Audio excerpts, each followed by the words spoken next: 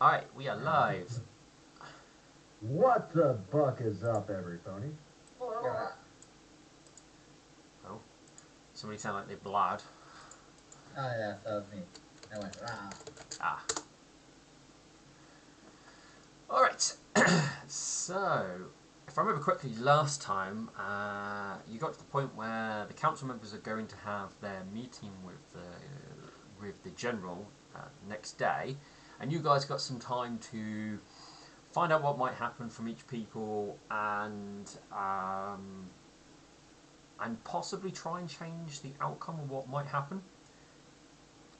Yes, Nightshine does have a plan. All right. So, what? Who wants to do what? I know what one of you's doing, so that's fine.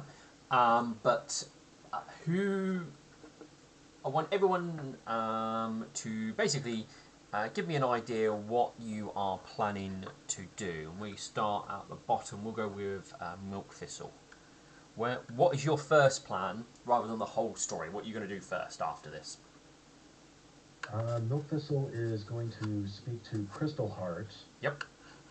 and let him know about the upcoming meeting. I couldn't remember if he was there with Phil Marshall Thunder and the rest of us when we were plotting all this out and explaining what's going on. Nope, he was not there at that meeting. So that's fine. So you're going to go and find Crystal Heart. Let's go with Nightshine. What are you up to? I want to go and find Sky Thunder. Lord Sky something. Lord Sky Striker. Yes, I want to go talk with him ASAP. Okay, cool. That's what you're doing. Burnt.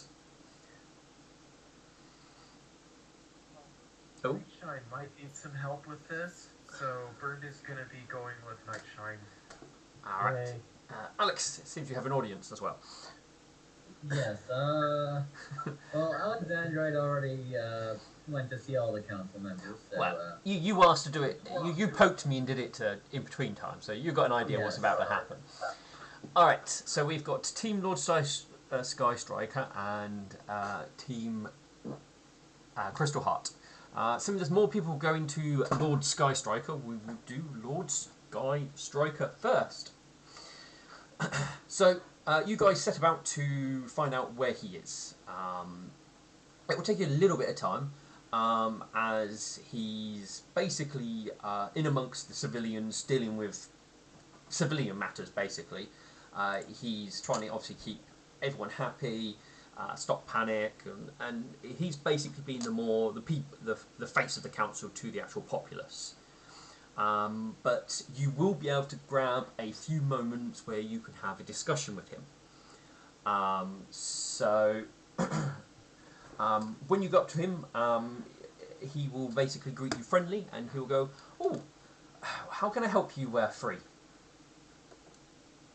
I know that you're busy, but could we spare a moment?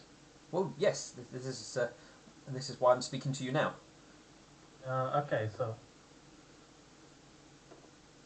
how do you feel about maybe not going to war with the humans? Well, that would be the much preferred route. If we can do this without any bloodshed at all, then I think that's definitely the best course of action that we should be taking. It'll be a bit. Sorry, go on. No, you go ahead.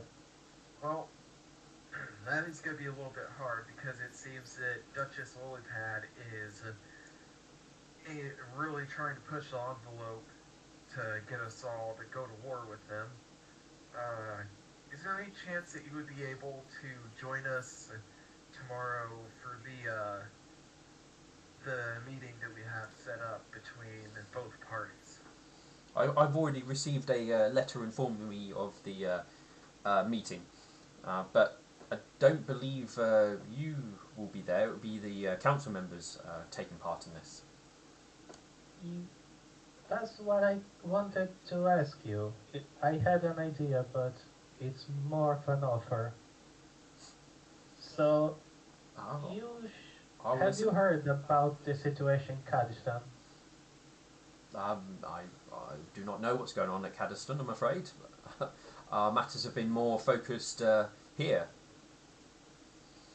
we have been to Cadison and they are basically enslaving and massacring the ponies over there. And I think we can help them in a way. So the general that's over here denies that anything like that's going over there. And I can't say for sure if he's lying or if he doesn't know, but there is a certain spell which would allow me to share my memory with him, and then I can show him the situation, and I could show someone else too, and it would be something you could talk about when you are discussing with him. Maybe you could force him to do something about that. Well, I will see what we can come to an agreement of, but I'll be definitely looking for options that will allow us to avoid any bloodshed altogether. But I will put the matter forward, but I do not know how the general would feel about spells being cast upon them, as I'm sure we won't be we wouldn't accept anything from them just to be on the safe side. I, that is true. But I will bring up the matter of Cadiston and that they should be treated fairly and and any killings should stop right away.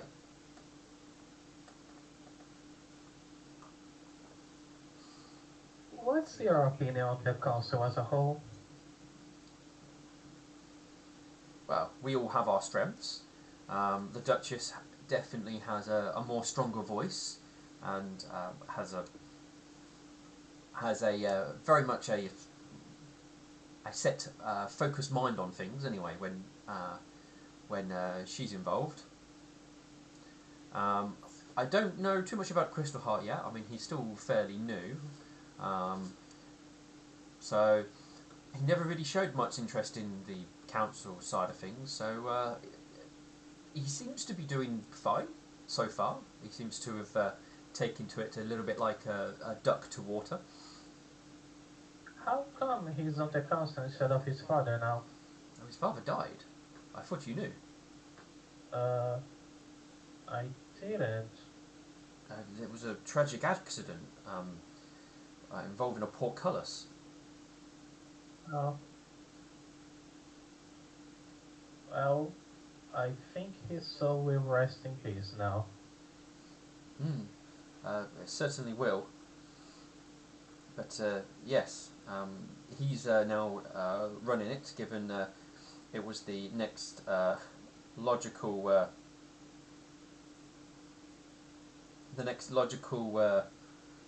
person to take the position. So you might want to keep Duchess Lilypad in check. She's really gung ho about this kind of thing, and if we can avoid unnecessary bloodshed, then that would be a great help to us. Well, I'll see what I can do, but as I said, she can be very headstrong when she gets going. I mean, who in the council holds the most power? Is it her or someone else? Well, I suppose technically her, given the land she owns and the wealth that her family has. Was she born into this position, or did she come by it after having shown her abilities?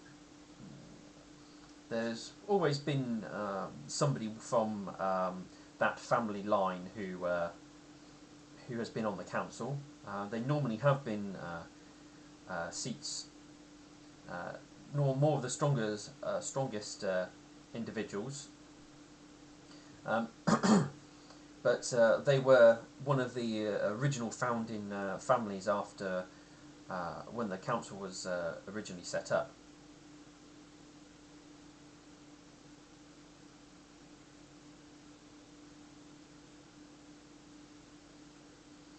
So it's kind of always gone the route of one of their family members normally takes the seat, unlike my position, which was voted on.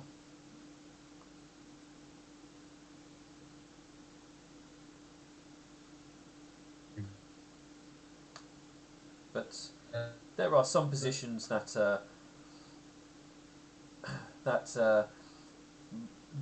the influence your family personally has and the wealth your family has does tend to dictate who would get the position.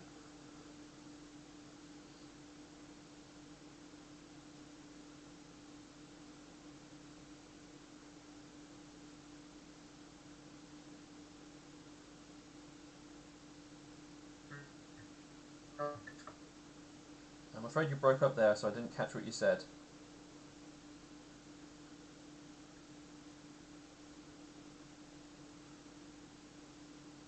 If you're talking, Ben, I can't hear you.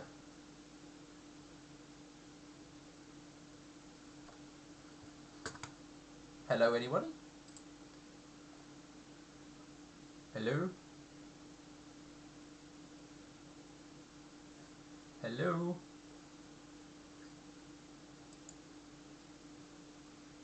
So they've got a good connection. Can you guys hear me? Oh, okay, right.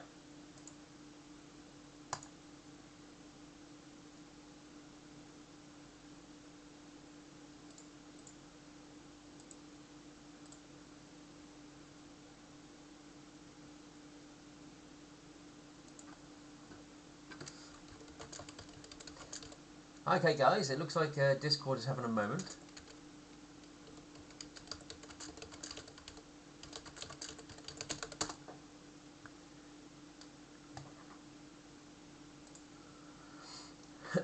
We'll be back after these important messages.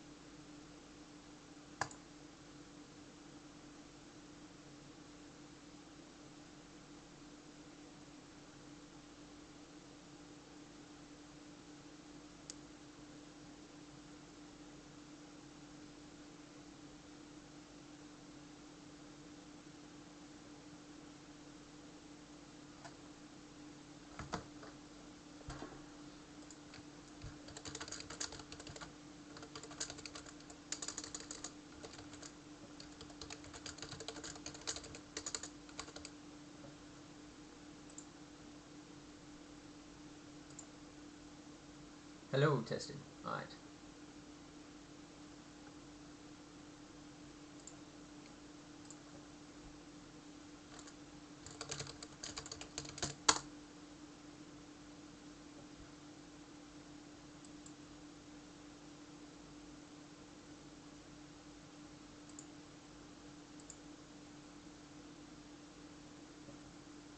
Hello? Hello? Hello. Well, can you hear me now? Oh, I can.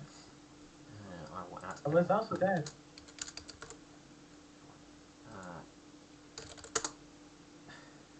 Oh, Hello? Hello? Can you hear? yeah. Yes. Hey! There we go. Okay, right. Night China, you coming through now? I am. Hi, back we Okay. go. Well, what is up with the Ponyfinder Discord and not working? Who knows? They're probably using a different server. Mm. Yeah. I mean, I've set this one up to be Europe, so... So, Oh no, they're probably means on... the Americans are next. Well, I would have thought the Ponyfinder one's on probably the American servers, so... So it's already been them. Okay, so where did we leave off? Night China was about to ask a question, and that's when all the shenanigans began. Lord Sky Striker. Yep. Yes.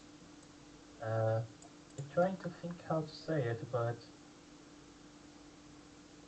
what if instead of a council we had uh, a smaller set of people ruling? I mean, there's already only three of us. I mean, how much smaller are you thinking? One. Well, then it's not a council at that point, is it? Yeah. I mean, I mean, you're looking. Well, that's. I'm not sure what the position would be called. A mayor, I suppose, because they're just ruling over a city at that point. Yeah, I guess a mayor, yes. I mean, we've not had uh, we've not had a single person running the position for well, since the council has been formed.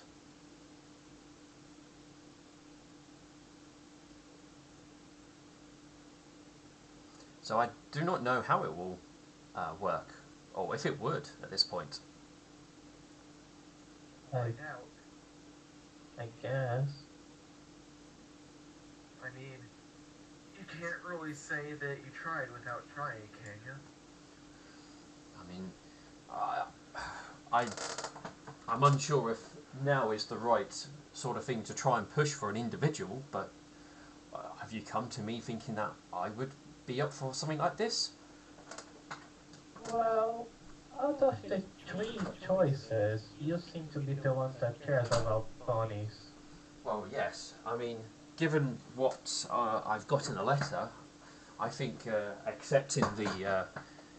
accepting their offer of joining their kingdom and well, uniting as a larger nation would be quite beneficial, and would avoid much bloodshed. Nightshine looks to the ground, thinking. But if that were to happen, they may just do what they did in Kurdistan again. Yeah, we can't really. I'm not gonna. I'm not gonna say we can't trust them. I think we should just keep them at arm's length for now. Well, uh, yeah, arm's length is the proper term, I suppose. Honestly, There, thank you. That's better. Well, I will definitely bring up the concerns of what's happening at Kurdistan, but I mean that is not a. I mean that was never part of any sort of pony empire. It was an independent city, as far as I'm aware. yeah, I still don't like what they did there at all. Well, I will. We will see what we can get from the meeting and go from there. But avoiding bloodshed would be my most well top priority, at least on my books. Uh, Thank you for your time. No, not at all. Anyway, I will get back to what I need to get done. And I will think what I do now. That's fine. Milk Thistle! Yeah. Alright, so you are going to see Crystal Heart. Is there any particular place you have in mind where you'll go to find him, or will you just like spend a bit of time asking around and eventually find him, basically? Ask around because I don't know if he's working. I doubt he would be back at his house. Alright. So again, you sort of kind of do what the others did. Start asking around, trying to find where he is. And you find that he's still sort of doing coordination with the I'm going to call them the city guard, as well as the which also then incorporates the kind of the city militia as well. So he's in his sort of makeshift let's call it a command post, which is in the guardhouse in the noble section. Okay, and Milk Thistle will travel there. Yeah. He will welcome you in pretty much the moment he sees you coming in, and will once he will probably be in the middle or something. Once he's finished with that, he will then speak to you, and he will give you I can't think of a suitable greeting off the top of my head at the moment, but he will give you a suitable greeting from to do with the nightmare, basically, and I can't think of one, which is driving me mad. Darkness cover you, fear protect you. There you go. Alright. And Milk Thistle will give him a bow. Has everyone else left the guardhouse to where he and I are speaking privately?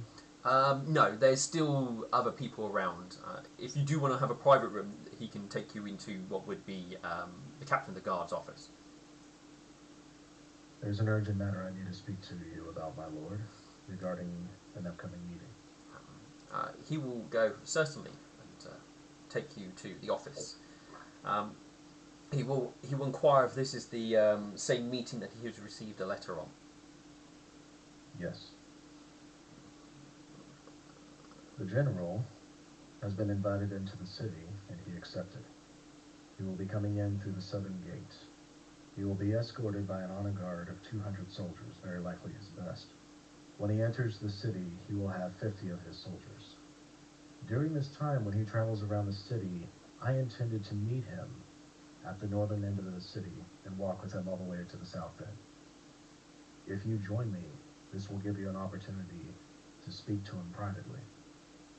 You will be able to put forth your goals before anyone else is able to speak to him.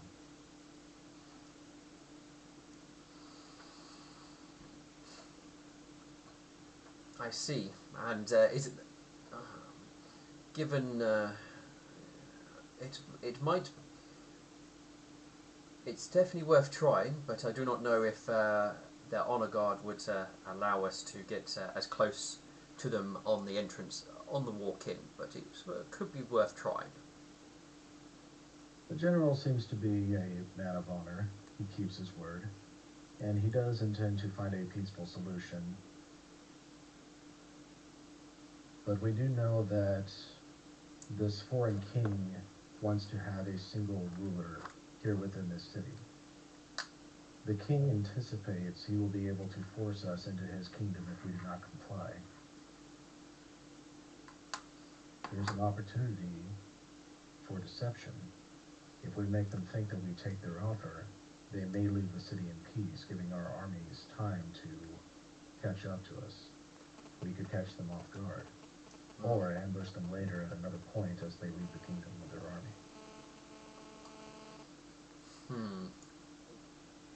It's unlikely if we invite them in that they will leave anytime soon. They probably will have plans that they wish to enact, I have a feeling. Though, we do know that the rogue figures that are with the general seem to be pulling more strings than the general himself. Interesting. Tell me, Lord Crystalheart, who is the private guard to Duchess Lilypad? There is,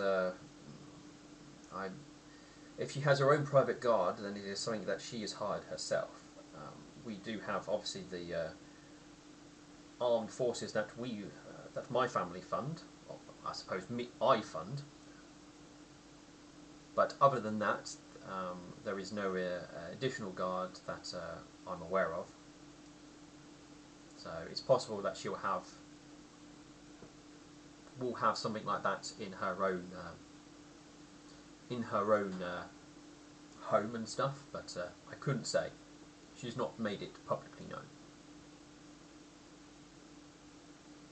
So she does not use the guards that you are responsible for maintaining, correct? I know she has access to them, and I believe beforehand she may have made requests for the guard's assistance on things, but she does not have any say in, say, hiring or management of them, other than as a council member. Duchess Lily Pad, and she wants to start this war before we are fully prepared. She wishes to attack the general while he is within the city, even though his 50 honor guard will be with him. You could very likely overwhelm the general, even kill him, but the general has made known that he has contingency plans set in place if he is not able to return to his army.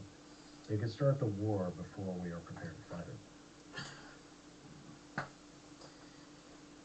it. I mean, it would be a bold move, but it'll probably force too many hands, and would squash any further talks or any attempts that we might try, being so direct. Who are your most loyal guards?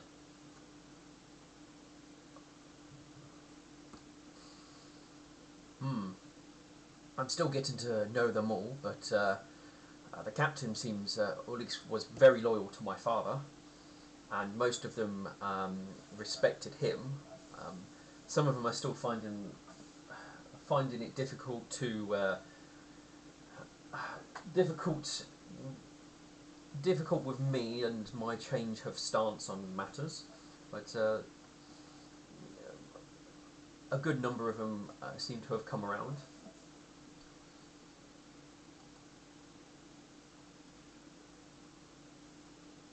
It is important that we consolidate not just this city, but the entire kingdom. We need every single city to rejoin Astalon, or is it Everglow? Everglow. We need every single city to reforge Everglow into the empire that it once was. We will need someone to lead them. Currently, Duchess Lilypad is the biggest obstacle standing in our way.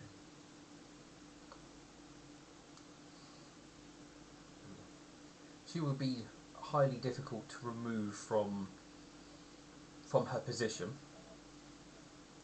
and there are other family members that could take her position if she is removed, though the only one I'm aware of works the farmland, so I'm unsure of what sort of, if they're interested in politics, if they have any interest in politics at all.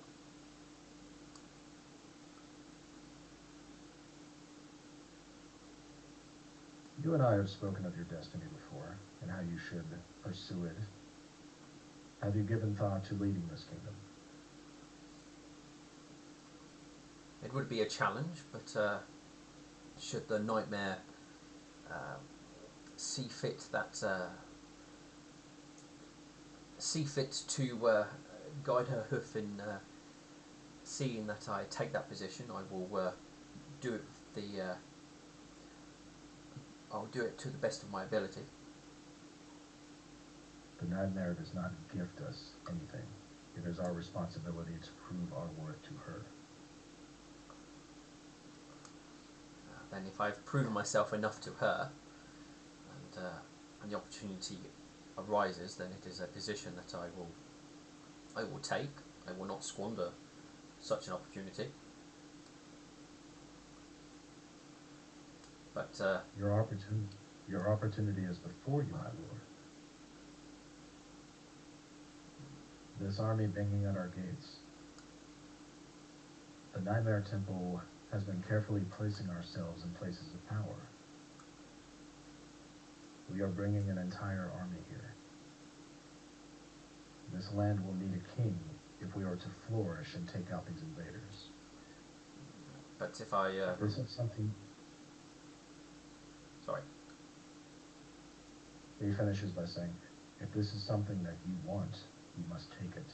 Do not expect anyone to give it to you. Very true, but this is this force that is coming is not ours. It belongs to the general that has come. I have yet to establish his loyalties and where he lies on the grand scheme of things. As far as I can tell, he's more.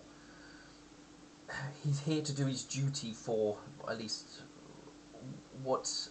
whatever sense of the old empire he seems to still have, which could be something that we could use. You are precisely correct. The entire reason Field Marshal Fender is here is because I and my compatriots went to him and told him we are reforging the Empire. He has been waiting for decades for someone to return and bring the flag and the call once again. Well, the Duchess would be the more difficult one. Lord Skystriker is more of a follower than really than a leader, and he will probably follow the strongest voice, though he will probably add his own 2 cents in. But he's never been one for pushing agendas too much. You can be that strongest voice. If you go to Field Marshal Fender and you announce your intentions, he will likely support you.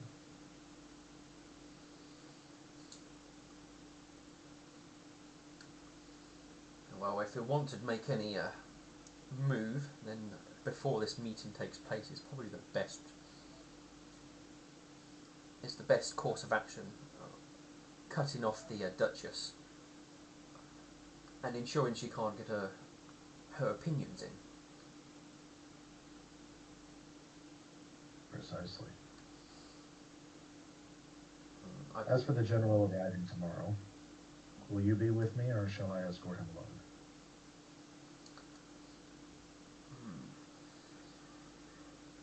I will be there at the meeting serving dinner to everyone.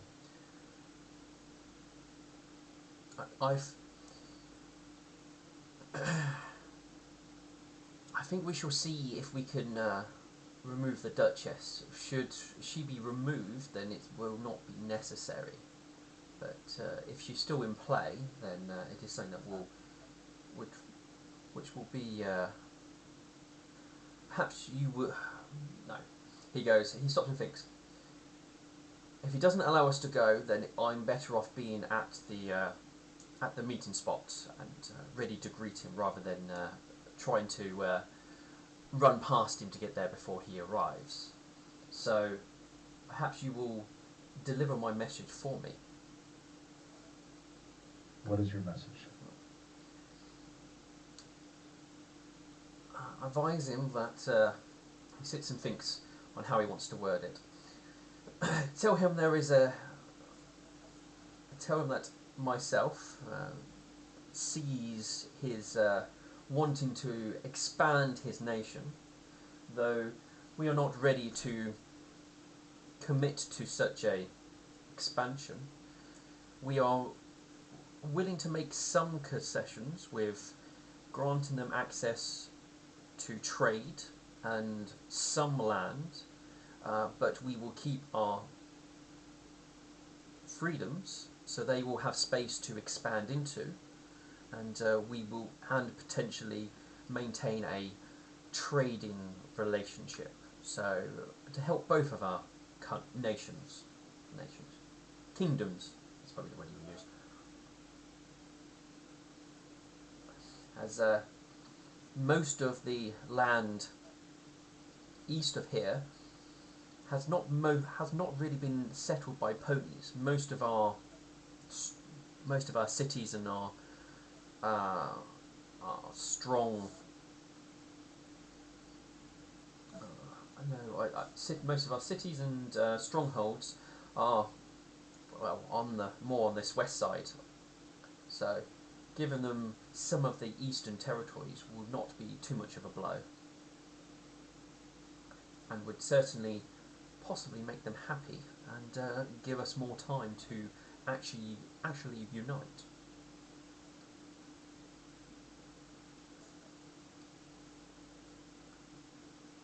Milk-Thistle writes this down, and he ponders to himself.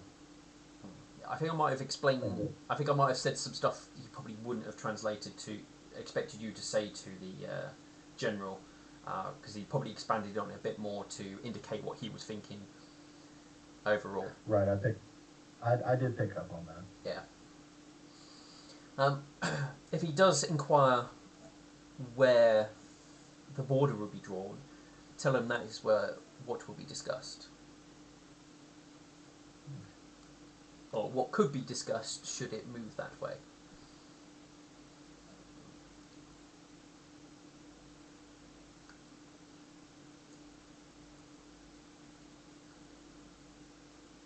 Would you be willing to consider annexation? If the human kingdom is willing to buy up the eastern lands that we do not have much interest in, that would certainly put more gold into your pockets and would help to build your forging empire. Well, we'll see. We'll see what cards they can bring. We won't indicate what we'd be willing to give up and what for what, but they've come with an army. I doubt they will back down too easily and give up too much. So I don't want to put any cards on the table with that brief discussion. Gauge his response to that. See if he would even accept a more neutral pact rather than than all of his cake. See if he will accept part of it. Because if it intrigues him, then it gives us something to work with. If he very much dismisses it, then it is unlikely to succeed. Milk Thistle writes this down and then secures it into his bag of holding. Very well, my lord. If you do require anything of the Nightmare Temple, wisdom or assistance, please do not hesitate to call on us. I think I have the means to ensure the Duchess is delayed to the meeting. I might not be able to stop her fully, but I can definitely ensure that she is late to it. Milk Thistle smiles and then bows to Lord Crystalheart. Darkness cover you and fear protect you.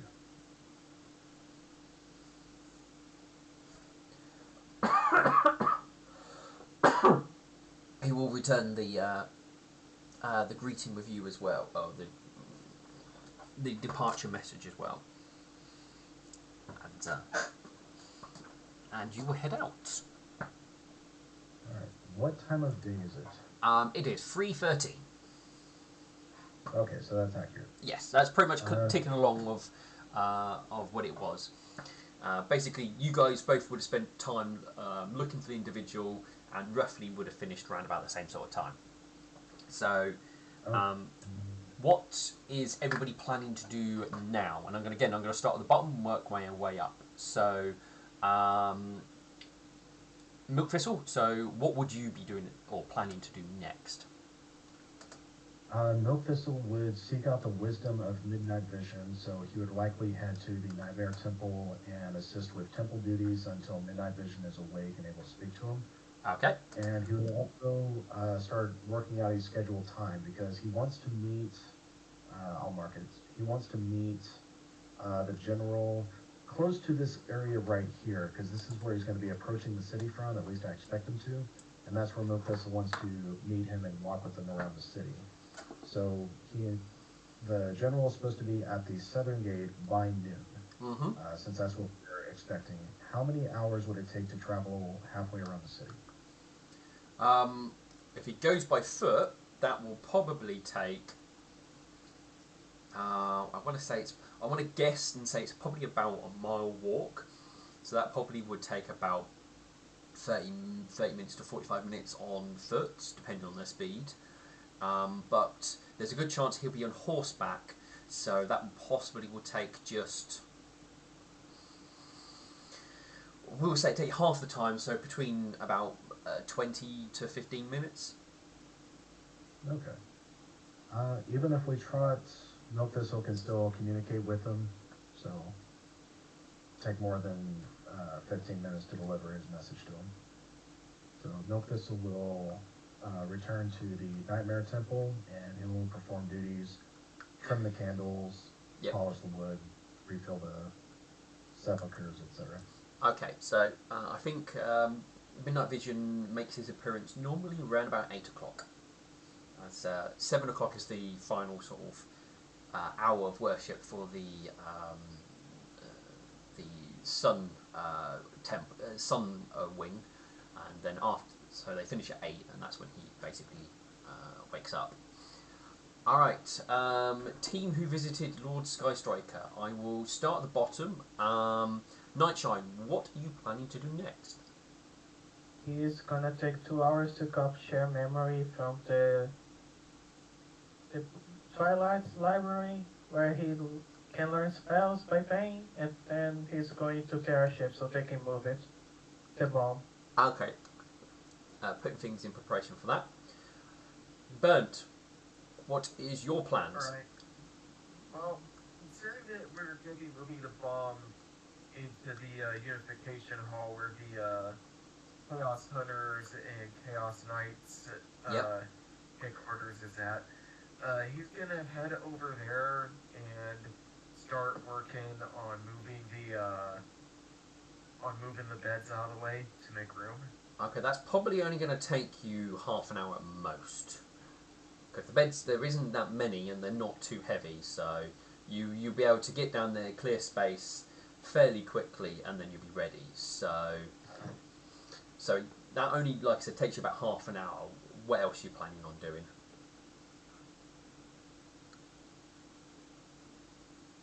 I think he's gonna go outside, like right about.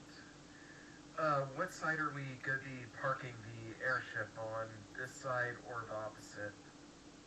I think the idea is to get it as close as possible, and then take the bomb out. So you'll be literally Right. parking right outside the front door, as far as I'm aware. Alright.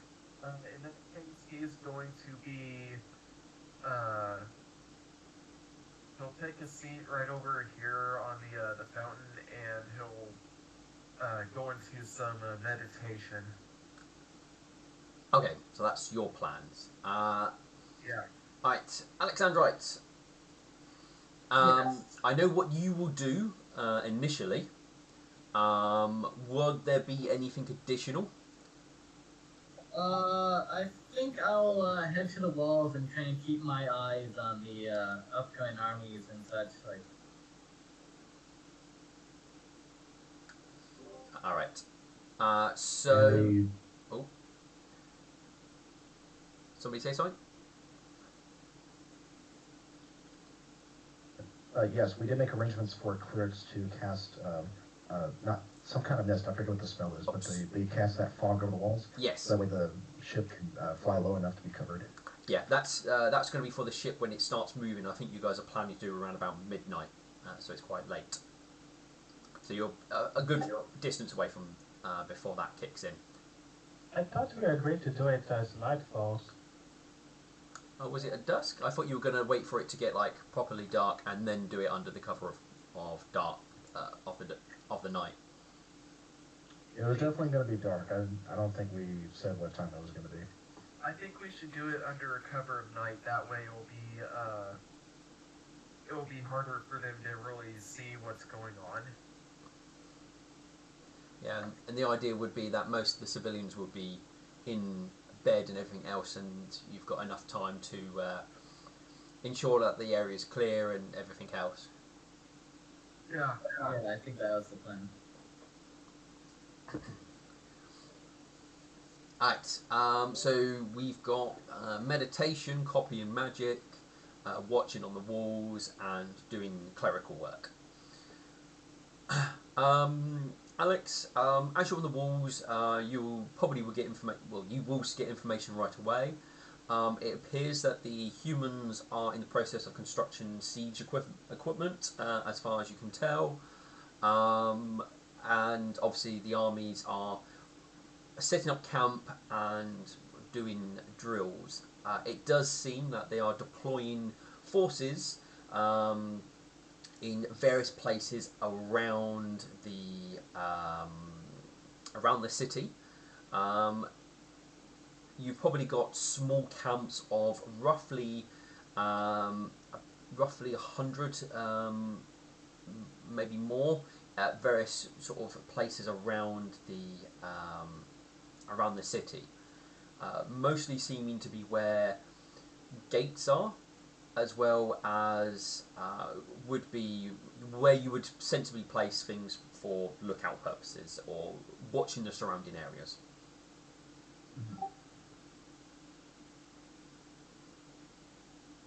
Okay, that's interesting to know. Are they kind of gathering? Does it look like they're putting their main forces at a particular gate, or? No, there doesn't seem to be any main forces anywhere. It's just that they've obviously split up a small group of their forces to be around the city itself. They've got a main camp which seems to be where a good amount of their forces are, and also is where they're building their siege equipment.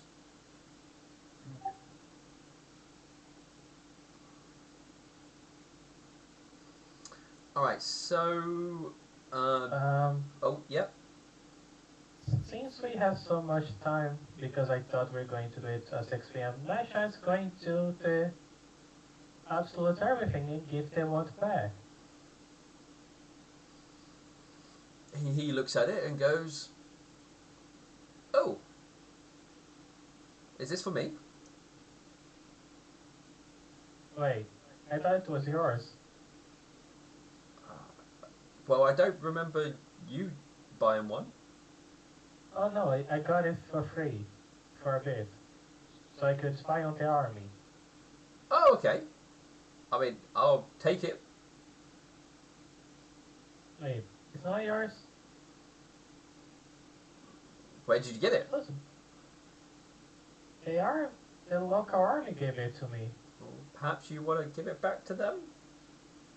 That is, okay. Oh nice, and I here was worried you may send someone to hell. We'll give the one back to the army. Alright, they will take it off you.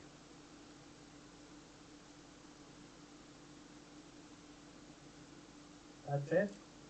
Alright, Bern, are you planning just to meditate until the airship stuff?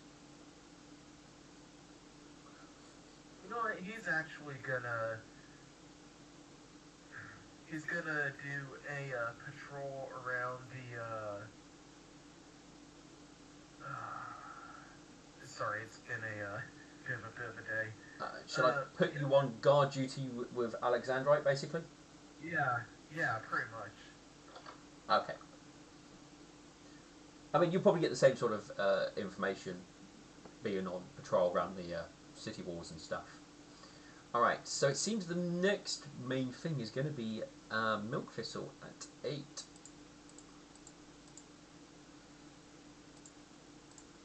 Yes. Alright.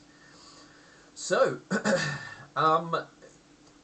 you will easily be able to get a meeting with, I just said his name. Midnight Vision. Yeah, okay, Midnight Vision. And so he will happily accept a counsel from you almost immediately from him emerging from his sanctum. He will come, greet you, and go, and what wonderful news do you bring to me today? Tremendous news on progress. And we are alone, correct? So nobody's listening in? You would have probably indicated you wanted to be private, so yes, you would meet him in one of the more private rooms. Alright. And Milk Thistle will speak to him in Infernal as he lets him know what's happening. The General will be entering with an honor guard tomorrow at noon from the southern gate. He will be traveling with 200 soldiers around the outside of the city to the south and then entering with 50. I intend to speak with him at the northern end of the city before his meeting with the council tomorrow to give him word of Lord Crystal's Heart's intent to annex away a portion of the eastern territories that we do not control so that we can bolster our western territories and reunify the nation. The Crystal Heart has shown interest in gaining sole authority over this new kingdom. I think he would be a good placement. Interesting. Well, you have been developing things there quite nicely. He does lend himself well to the temple, and he's still got much to learn, but he is in a good position to be a powerful a powerful beacon for the nightmare. It would not be easy for him to gain any particular seat of power, but the temple will have to remain neutral until things settle, as the temple does need to be seen as a neutral party in most political matters, but we can give him some support when he requires it, and if he does then seize full authority, we can then he will then have the power to influence things more in our favour. And He expressed sorry, carry on. he expressed concern that Field Marshal Thunder would not support him, but I let him know that when we informed the Field Marshal about our intent to reunify the nation, that was all the motivation the Field Marshal needed. If he takes the mantle of unifier to bring the nation back together, he will likely have a fully trained and equipped army at his back, as well as the force of the militia and the private guard here within the city itself. He probably, from what I know of their position, he will have the city guard, but I don't believe the militia will be, or the city militia will be would necessarily back him in such an endeavour, but he owns the city guard anyway, which is a powerful force. He wishes to speak of a neutral position that can be taken between the general and our lands, one that will avoid a conflict altogether. By giving them the eastern territories, he believes that we can open up trade routes while assisting the king in expanding his kingdom, which will give us time to bolster the territories that we do control. Interesting. I suppose that is keep your enemies close? I do not know how this aspect would play into things, as that side of politics is beyond my expertise. But we are not in a position of power, that is certain. But giving them a little something of what they want may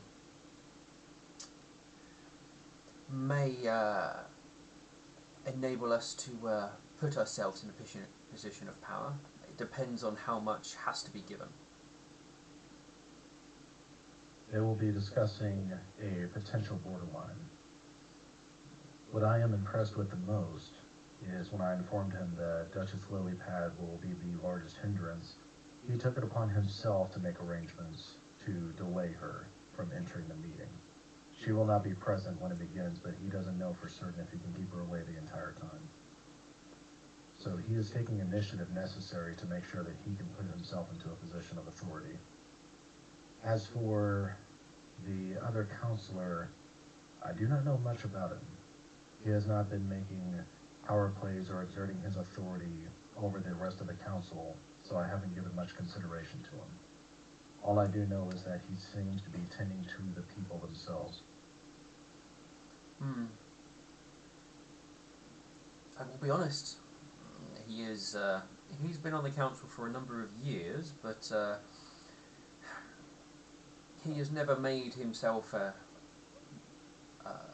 one of the main players, as far as I'm aware, as there is little I do know on him as well. Other than, I believe, he was elected by the other nobles to join the council. Do you believe he'll cause any trouble if Lord Crystalheart attempts to seize authority for himself? I do not know. I will be honest. He is an unknown factor.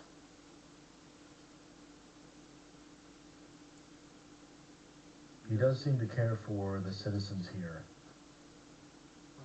Perhaps If Lord Crystalheart can assure him he will look after the well-being of the people, he will likely gain that councillor's support. Well, what stance does he have on this meeting? Do you know? I do not. Well, he will be present, but he has not said much. Well, if he takes a position of keeping him for fighting, then he would be an adversary. But should he try and stand behind avoiding bloodshed, then he could be a supporting voice. It depends on if he's as long as he's not a loud voice, then he probably would not cause any harm. I placed myself inside the meeting, so I will be present for it, hearing everything. I'll be preparing a banquet for everyone there.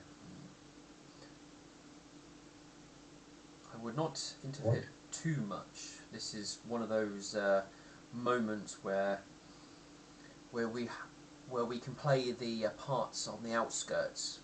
We will not be able to play the part directly on stage. Milk Thistle strokes his beard. Yes, I believe you are correct.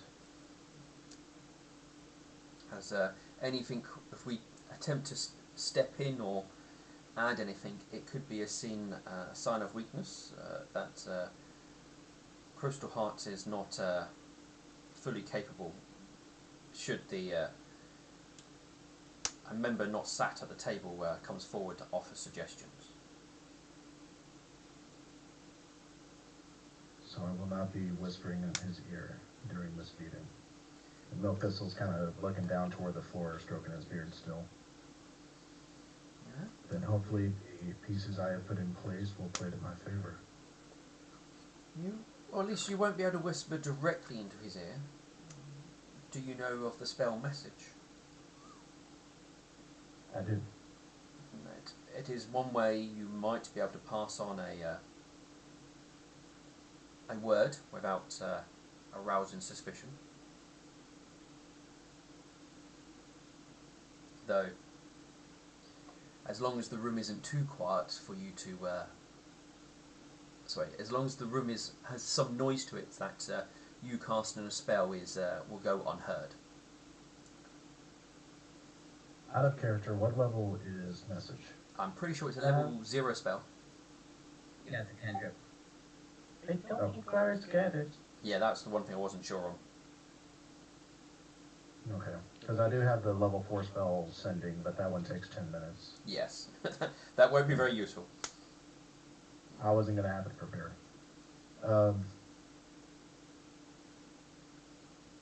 I mean, even so, I'm speaking out of character. Even so, I think this is something that's best if Milk Thistle does stay completely out of. He'll deliver the message to the general when he walks around the city with him, but during the meeting, he'll cast the spell and observe. All right. Well then, unless you have any more chess pieces to move into play, then it appears we must wait for our opponent to make their move.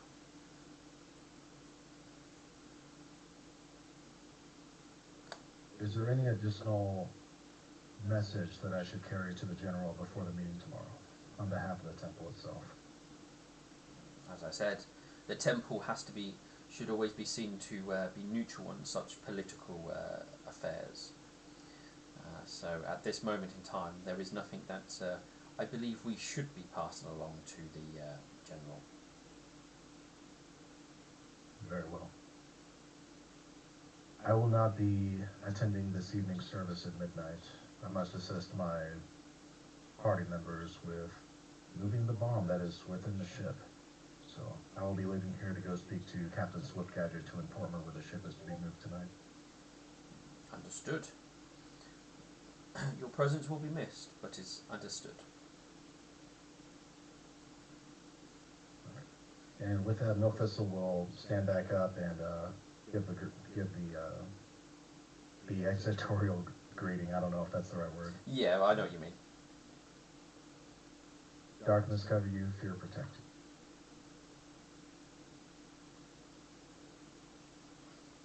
All right. Unless anybody wants to do anything in particular. Wait. Sorry, not you guys, the cat. Unless anything you guys want to do anything in particular, then it's bomb moving. I don't think there's anything in character I can really think of. I mean, you guys can talk to any of. You can try and get any other words with any of the council members. If you want to try and influence or suggest or sabotage anybody. Speaking directly to not Swiftheart, but our the third counselor, the Pegasus. I can't remember the name of. Lord Skystriker. Lord Skystriker. I think speaking to him would be good. Okay. Would you do this? Yeah, you have to do it after the meeting because you already stated that you don't know anything about him. So I'm guessing after this you'll probably go and track him down. Yes.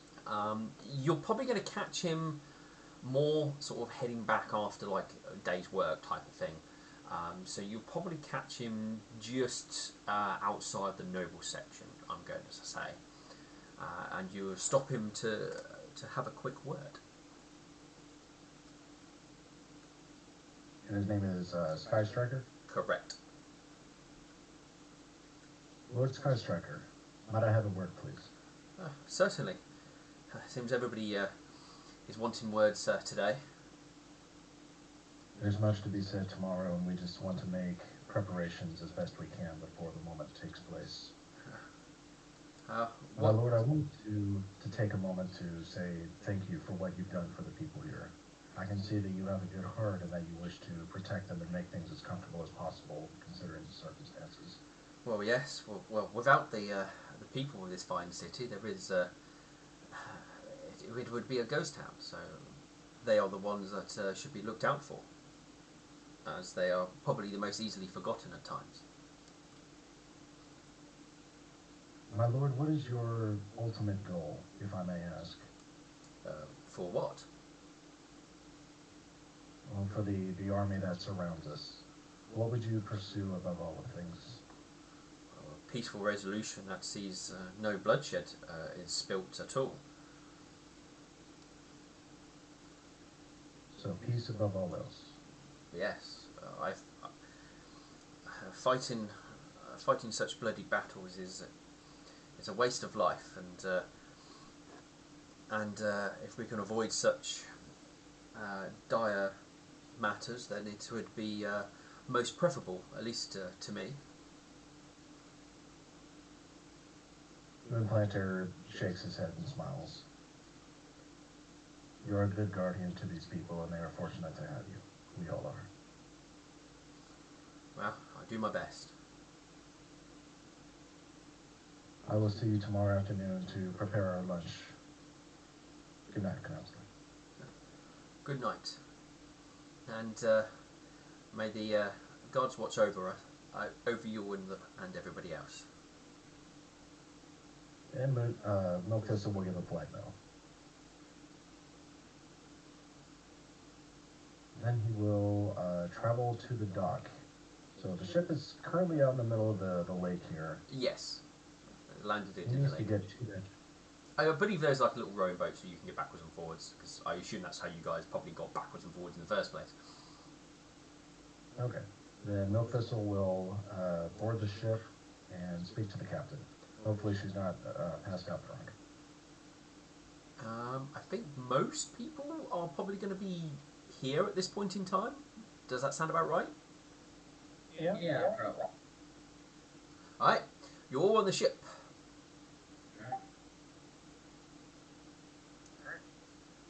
Alright.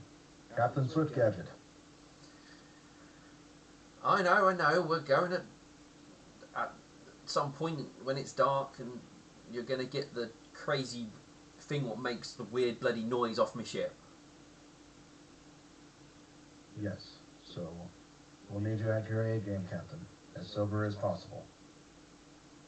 We're going to be flying just over the tops of the houses to avoid detection, and then as we approach the wall, we'll be casting fog spells to keep everything covered as closely as possible. Yeah, I know how to fly my ship. We're heading towards the big nobly looking building to the north. Yes, the Unification Hall. Once the bomb is offloaded, you'll to return here.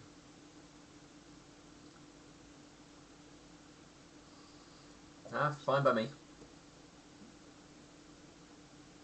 Alright, do we also have our clerics with us that are going to be casting? I believe the clerics are placed strategically around the city. Okay, perfect. Alright, then I think we can wait until midnight. That'll make sure everybody's asleep, and the route we're going to be flying will also be quarantined off by the guards, because Field Marshal Thunder was going to be making sure the guards were set up in specific areas. Also, how did I pick up the airship? I was I was like, man, you're I say, Milk Thistle, you just picked up my airship. Give me back my airship. I didn't know I could do that. It's in my inventory. Okay. It is. It probably weighs £50,000. You probably want it out. Yeah, I'm a little bit over encumbered. Okay. There we go. Hey, looky there. I put it back in the water. So I can see it. Alright, so yes, midnight comes, and I think we're just going to fly the most direct route. That was the plan, quite literally. I mean, you've put together quite a plenty to it. So there's going to be, other than you guys overseeing it and being there, there's going to be little you actually need to do. As most of the work's been taken up by other people, you're more supervisors at this point. Yay, delegation. Yeah, I know, it's brilliant. Unless there's any... very careful. Pretty much. Yeah. Unless there's anything else anybody wants to do in particular, I will describe to you what happens as the ship is being moved. I think. Yep, I'm ready. Alrighty, okay. Well, at the right hour, Swift Gadget will obviously begin the process of bringing the ship up out of the water, and we'll basically start flying it at very low level to the point where it's just basically above the ground, but not like... It's basically almost like it's driving across the floor, but not touching the floor, type of thing. I'm not judging you. Yeah. And it's not until she actually gets to anywhere where there's a lot of sort of close buildings, sort of in this section, where she actually has to start raising up the ship higher up, so that she can actually start getting over the buildings. And this will be the point where the strategically placed clerics would be able to start utilising the obscuring... Oh, excuse me, hiccups. obscuring mist to keep the ship covered. Sorry. And you actually will perceive it. She will perceive just above the tops of the buildings here, until you obviously reach the palace grounds, and at which point she will basically lower the ship as low as she can go, and it then comes to the part where you guys have to get it off your ship. So I'm going to move the ship over here. Yeah, we should probably move over there ourselves. So this is the hard bit.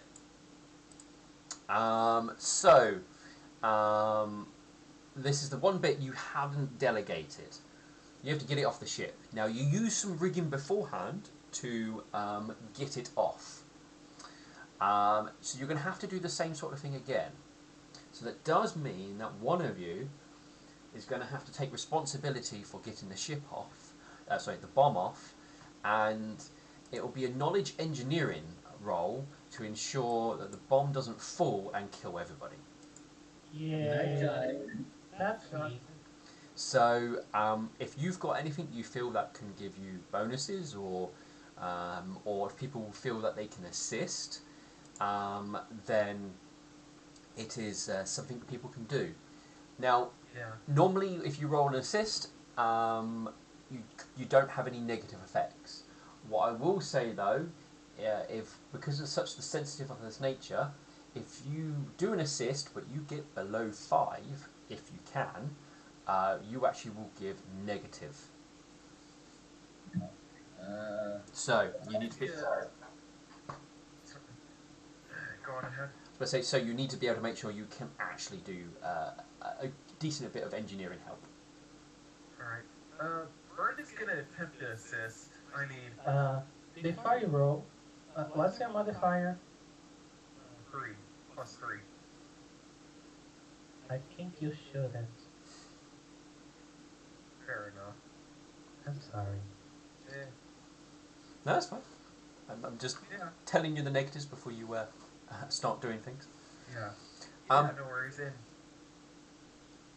If you, I suppose, if anyone feels they have any equipment or any other thing they have on their person which might help moving this bomb, now is the time to say, and I will tell you if it will actually have an impact. Sorry, what? Go on ahead. Crowbar? Nah, that's definitely not going to help. I do have my claws of the ice bear that I can use spider walk or spider climb for one round with. That's definitely. I can't see a way that will help, but if you can tell me how you think it will help, I will listen. I was thinking like, I could probably do that too. It helps secure ropes and shit while the thing's being lowered, like make sure it doesn't hit the side of the boat. If you can do it for one round, it's probably not going to be useful. It also gives me a +2 on climb and acrobatics, if that's... Well, you will need to do a...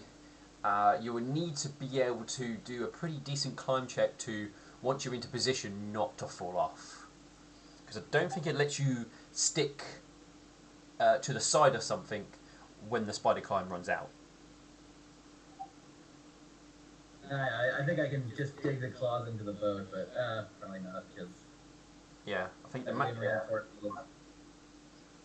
Does anyone have the Antall spell? I don't have it today. Well, no one's physically carrying it themselves. You're using ropes and pulleys and stuff like that, so that's where the engineering comes in rather than strength. There was one thing I want to try. What's that? Alex, you have this one. Yes. Yes, enlarge fail on Alex. Alright. How would this help? I want to know if they can carry the bomb now.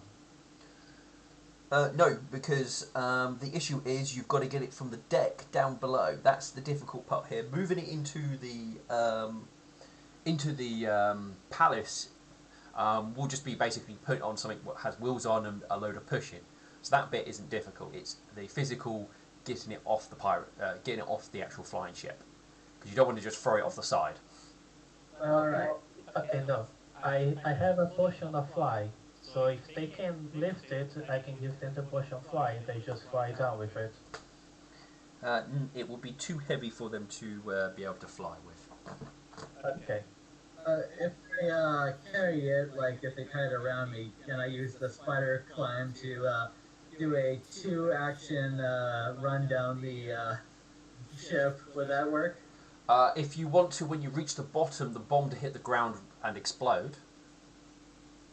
Because you've got to think, if you're moving that quick, so is the bomb, and that's a lot of weight behind it. Can I cast guidance for this roll? No, I think what you guys are just trying to pick it up quickly and jump off. You're asking for you're asking for it to explode at that point. Yeah, but can I use Does the, this? Sorry. can I use guidance if the knowledge engineering thing? No, because you'll be focusing on the engineering side of things, so you wouldn't be able to cast guidance. It does have a 7 minutes time that it stays out. Oh, okay, 7 minutes time. No, that is fine. You would then be able to use guidance. Sorry, I didn't. I thought it was only a 1 round thing. It's 1 minute. I thought it was 1 minute or whatever, but it's 1 minute. So yeah, I think I could. Yeah, you could then. You just come in. Yeah, the cat agrees. You literally just come in 5 seconds ago, mister. Go on. So yes, you can use guidance. Okay. I This think. ship. Sorry. Sorry. Does this ship have a pulley system, like a wrench or not a wrench, a winch? No. Other than the what you kind of jerry-rigged together last time to get it on. And that's kind of what you're using at this point.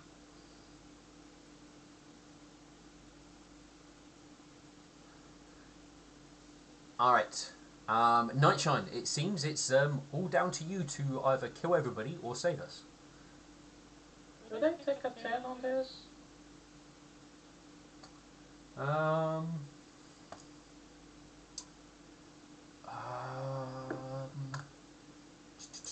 what's the rules on taking 10? Because I know it's if you've got time, which you technically do, but I think there's some other. Immediate danger. Depends on the definition of immediate danger. Like if we're being shot at Yeah, and trying to. immediate danger or distracted, which you're not being. For many routine tasks, such as combat.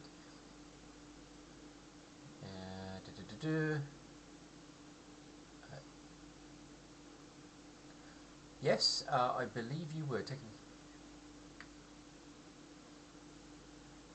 So if nothing else, I gonna have Lord Weasel assist me, cast guidance on myself, and then do it.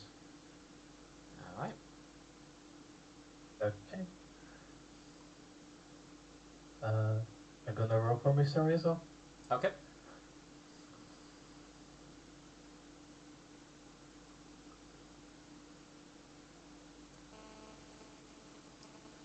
Okay. Gonna cast guidance. Mr. Weasel may or may not have helped you.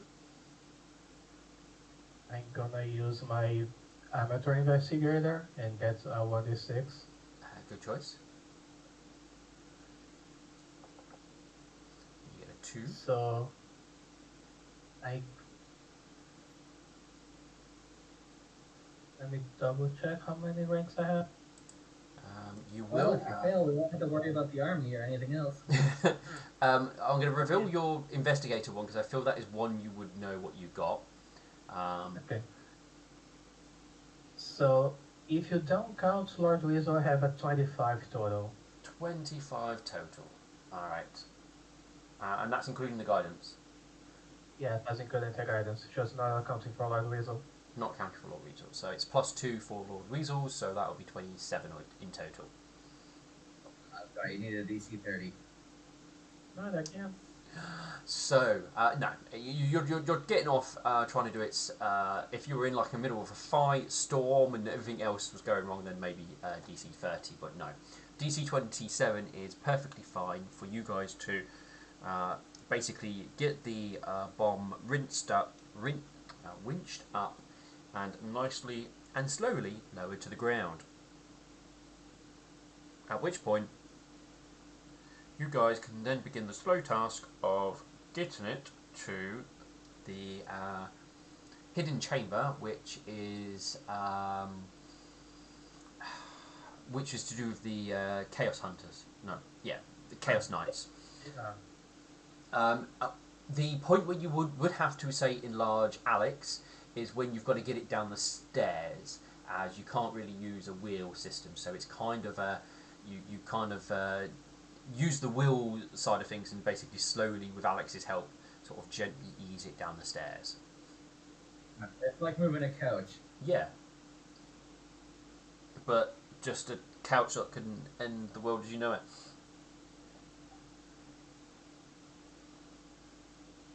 But probably after a good hour of work, you guys would get your bomb into the basement of the unification hall.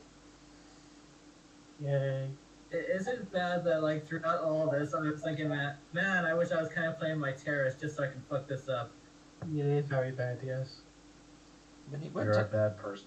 You should feel bad. I mean, there's already a crack in the dome. All it's probably going to take is one person to hit it, and it's goodbye, everybody.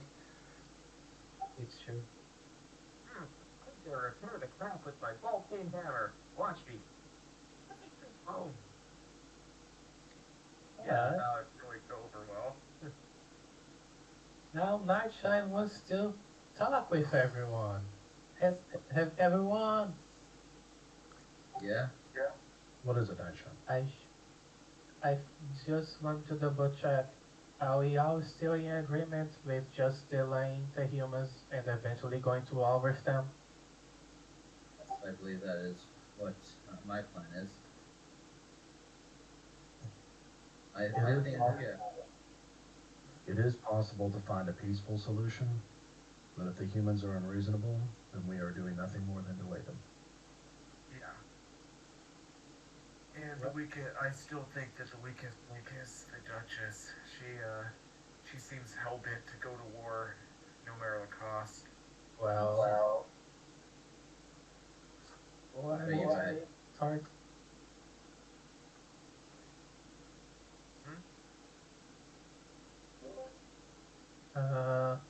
What is this peaceful solution you said, Milk? Are we still considered to be underground to where no one else is going to be hearing us outside of our circle? I guess, yes, that's my idea. I'm actually going to roll a perception check to go through the area to make sure the door closed behind us, because I don't want anything, even in something invisible, to be sneaking in. All right, you can roll. The door would have closed by now because it would take you a bit of time to get down there. Yeah. But you can you can roll perception to see if something could be down here with you. Yeah. Bergen's gonna do that as well. All right, give us a blind perception. Yep. All right. Anybody else, or is that everybody who's searching? No, I'm not part of the paranoid. Everything's following us crew. Okay, cool. So you guys have a look around the area. As far as you can tell, it's just you down here. All right, with that, Milk Thistle will call everyone into a circle, and he's still going to speak softly. We have an opportunity to potentially placate the humans. The territories to the east of us are not currently occupied by the Fae. And as we've seen with Caniston, it was simply a loose territory of open nations that had no authority over them. To the west, however, is where our main civilization lies. If people want to look at the map, you may feel free to do so to see what actually the world looks like. Yeah, that's actually a good idea. I'm moving over to the map now. Yeah.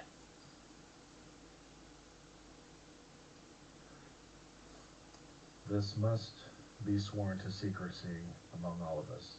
No one is to know about what is to happen tomorrow. Understood? Understood. What is to happen tomorrow? There is going to be a meeting between the general and the counselors. Duchess Lilypad will be handled. She will not be present for the majority of the meeting. With any luck, Handle I'll what was that, Alexandra? handled how? I do not know. With Providence, she won't be present at the meeting at all. But by the time she arrives, it will be too late for her to instigate anything. The counselors, Lord Skystriker and Lord Crystalheart, are going to offer a proposal of peace that can work to the benefit of the humans as well as the Fae. If we can secure our western territories, we will still have our nations and our people that we can strengthen and reunify. The territory that's to the east of us has been nothing more than open territory with a few civilizations scattered throughout. The humans will expand eastward, but we will open up a neutral ground to where we can maintain our society and open up trade routes with them. If successful, the human army will leave and they will gain new territory, allowing us even more time to reunify our lands and strengthen our army even further.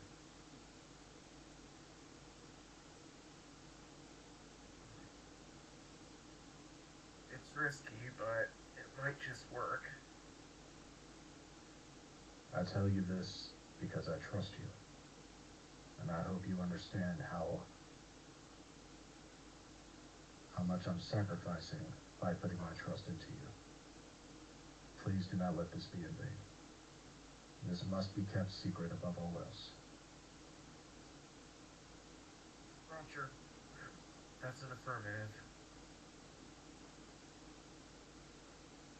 As for Duchess Lilypad, I do not know how she will be handled. I simply know she will be delayed. That is the truth.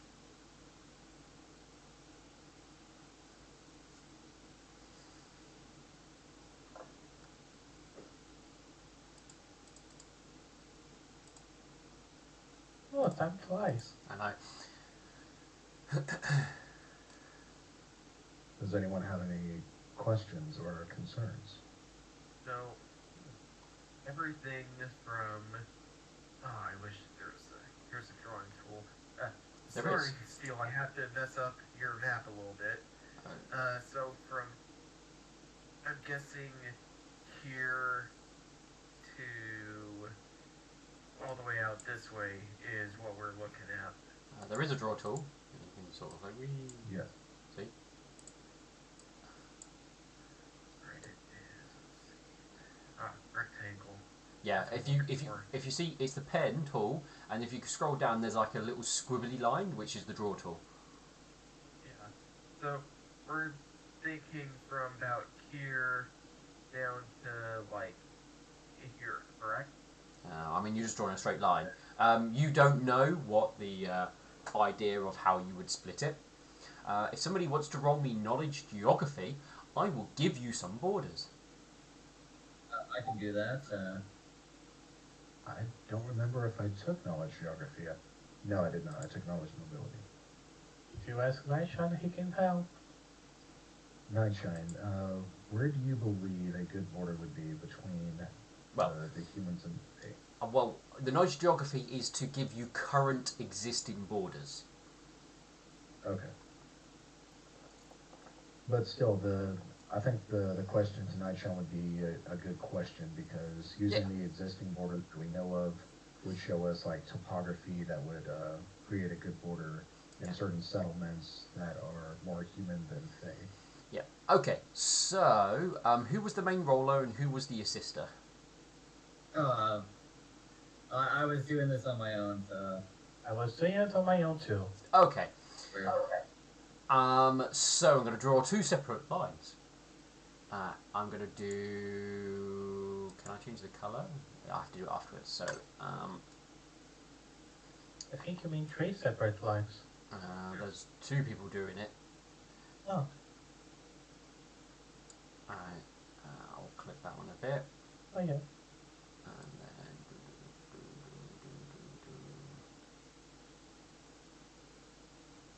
Oh no. I did that wrong. Let me click this. The blue is I'm Nightshine's line of what he would say where the borders are. I'm actually looking at that area for the first time. There's actually a lot of territories up there. What is that? Those are all Griffin lands up there. Okay. Don't goats also live up there as well, or am I? Actually, figure about it. Ponies don't technically own it. It's more of.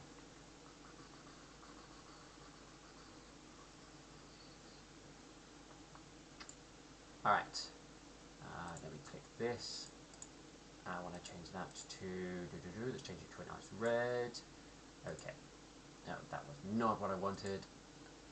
Do that. Okay. No, definitely not what I want. Can I get like a no color? I can't believe the GM is pouring ink all over our perfectly good map. Yeah, I know. Alright, let's try this again. So let's go. Oh no, he's gonna do it. I'll get it up. Right. I want that to be.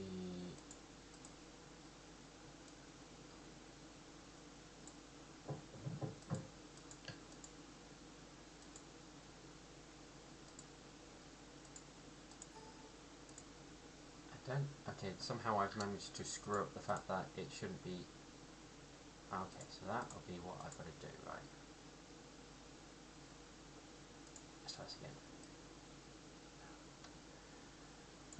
Okay, meh.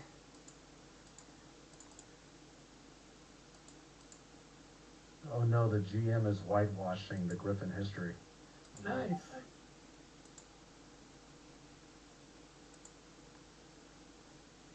Oh no! Now the Griffin lands are under siege. Okay, it's not letting me. I can do that, but hang on. I think I know what I'm going to do. If I press this button. So I want to do. No, I want to do this. None. Update. Yeah, we go. Okay. So the.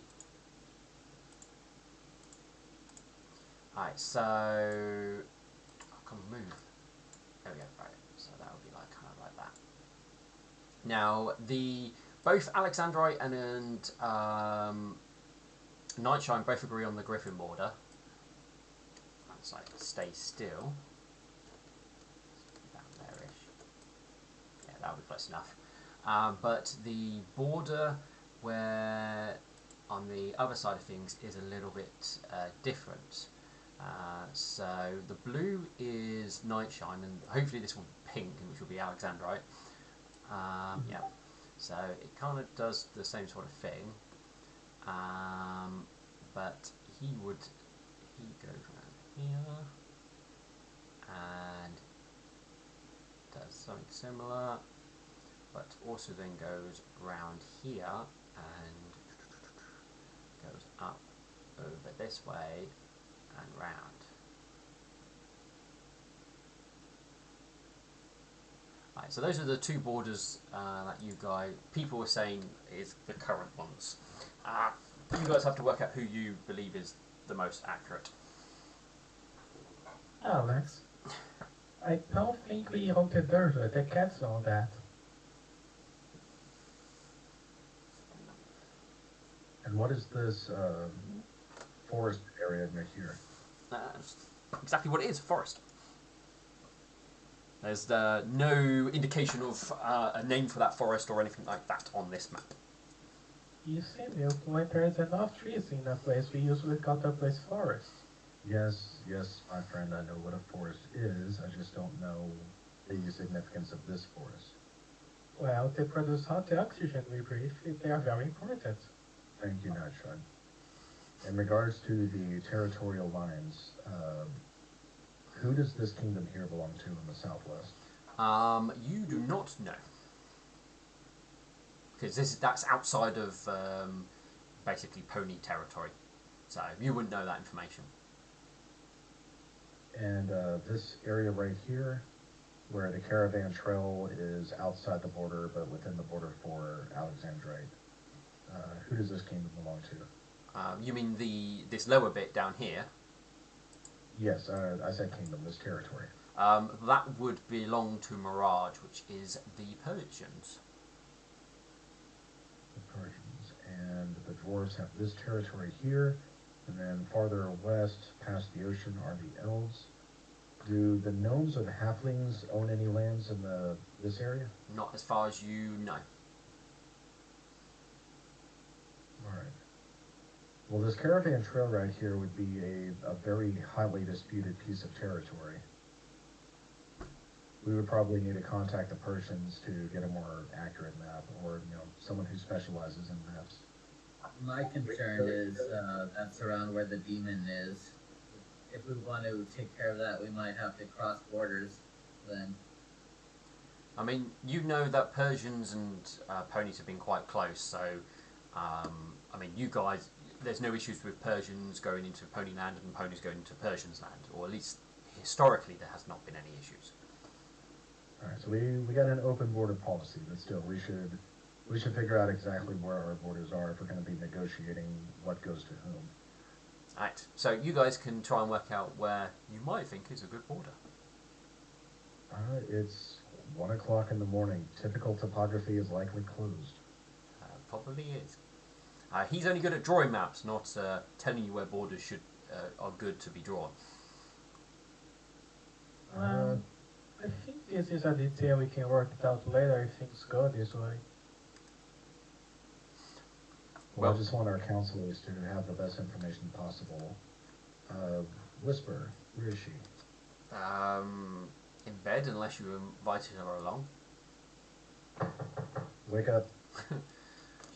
She yawns and goes, "What? Are we leaving the crazy thing what could explode and kill us all now?" No, Wishful, we need you to confirm the pony borders. She will come over and look at your odd squibbles and will say, skills. She will turn around and go, geography wasn't my... Oh, hang on, maybe it's a background skill. Yeah, she does have something in it. Alright, let's see. A normal blind GM roll. She looks at both the lines and goes, I mean, I'm not sure. They both could be. They both kind of look right. I don't know which one would be correct. I'm afraid. I mean, geography wasn't my best subject, but I mean, they're both in the right areas, so... Well, we need to get our borders confirmed. Wishful, can you go to the library and access a map that shows the exact borders of our territory? Probably in the morning. The library's First thing in the closed at we the need moment. it by noon. Okay, I will see if I can find one.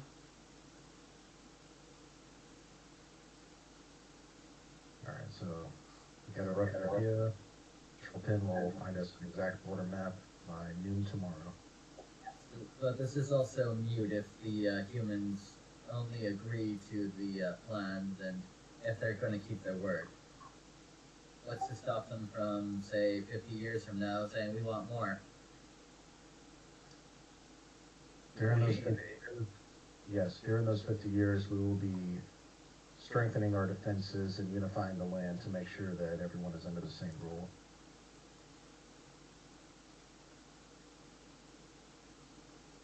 Well, you may be. I cannot have different plans for 50 years from now. Does it involve... Maybe your children or grandchildren will take up the mantle. I mean, that's what I'm sure the current, or the old queen thought that too, but look at where things are now. I mean, There's always Things hope, want though. she had 300 years to have children. Yeah. But this is why we need to strengthen our kingdom now. If we can put off a war for 50 years, that is 50 years worth of preparations we can make.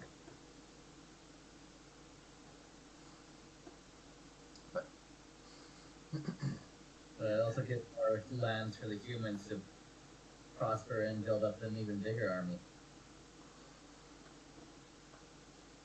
Well, if both of us have large, powerful armies, perhaps that will encourage trade even further, so there won't be a war at all. Odds are they can grow faster than we can.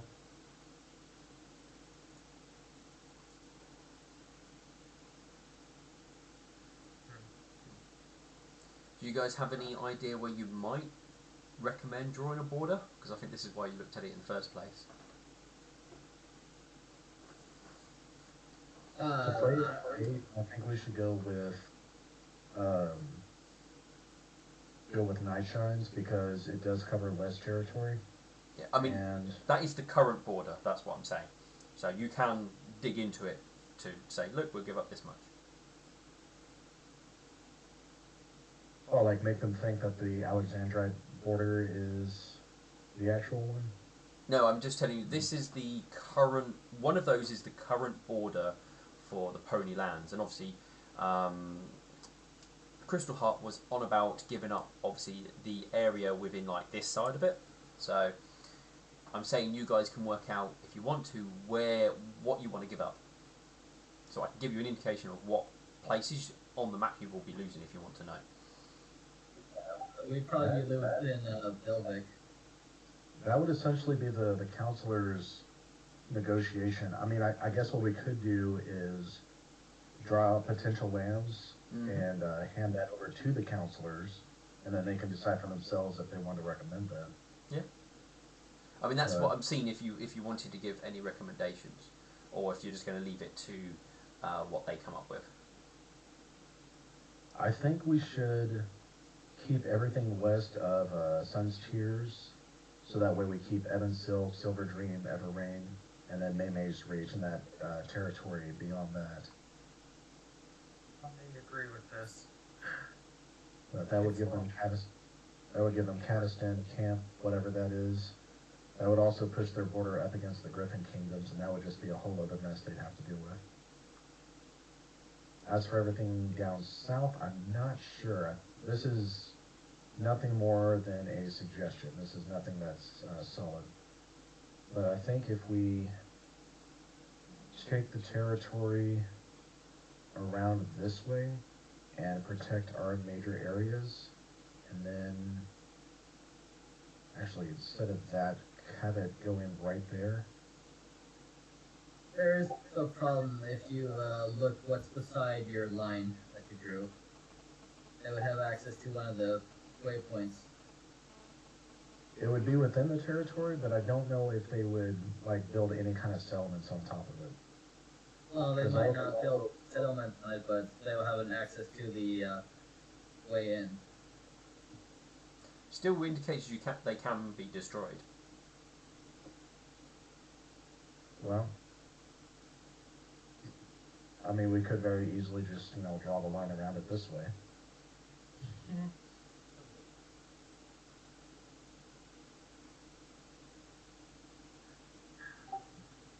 I honestly don't like the idea of giving them anything, but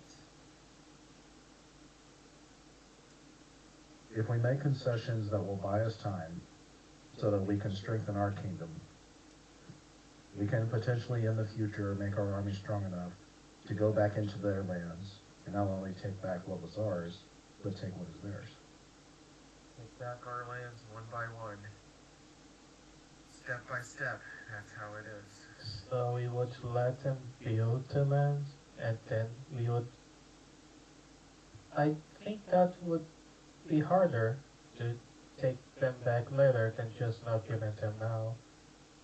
I agree with Nightshine there. It's unfortunate, but I think it's our best option. Because if we try to fight the war outright, it could be very expensive for us.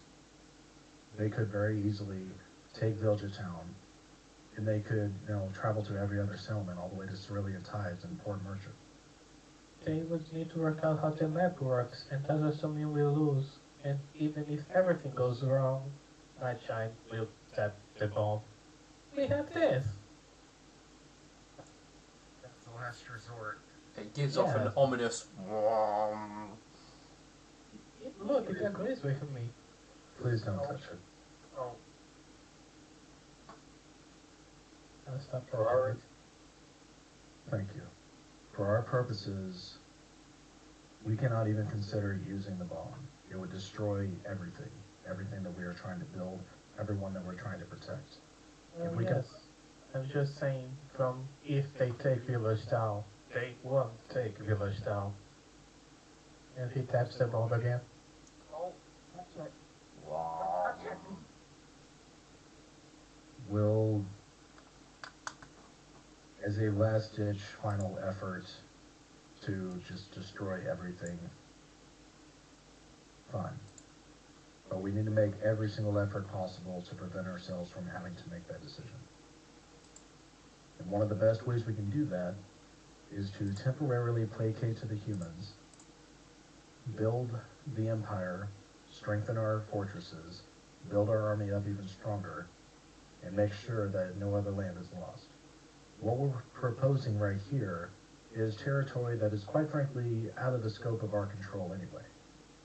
The humans could take it by force, but if we annex it to them, it might be enough for the king to expand his territory, and it can open up trade routes between us and the humans. We need to protect what we can. We can't protect it all.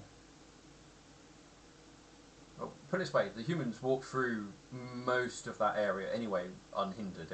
So So, I got a question, you guys. Where is, can someone ping on the map where the demon is at? somewhere We here. don't know. That's the problem. You've. I think you've narrowed it down to somewhere in the desert. Well, we do have that big pillar of evil in the desert.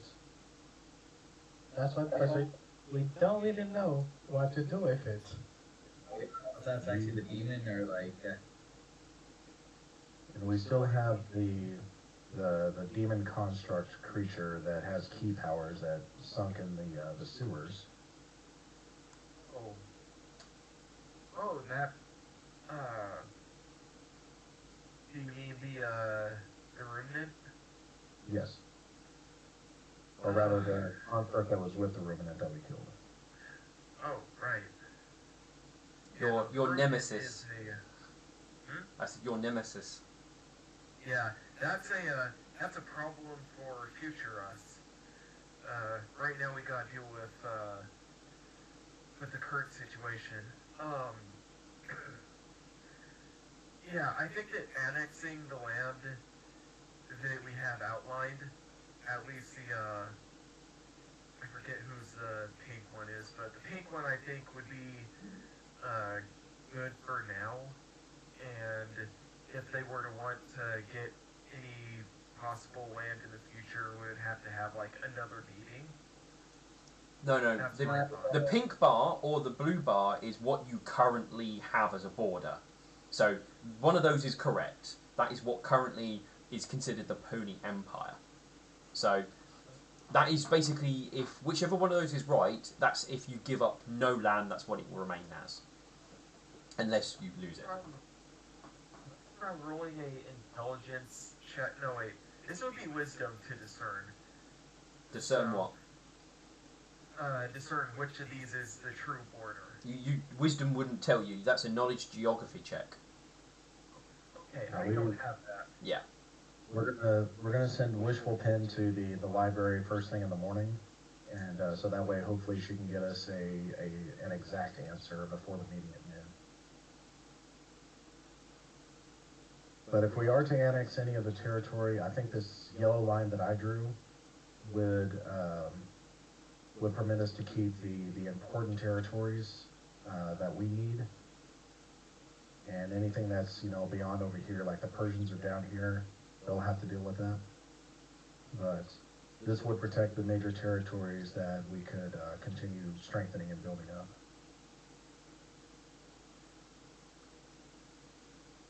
So at least to the humans, it'll look like we're taking their deal, but we're offering concessions.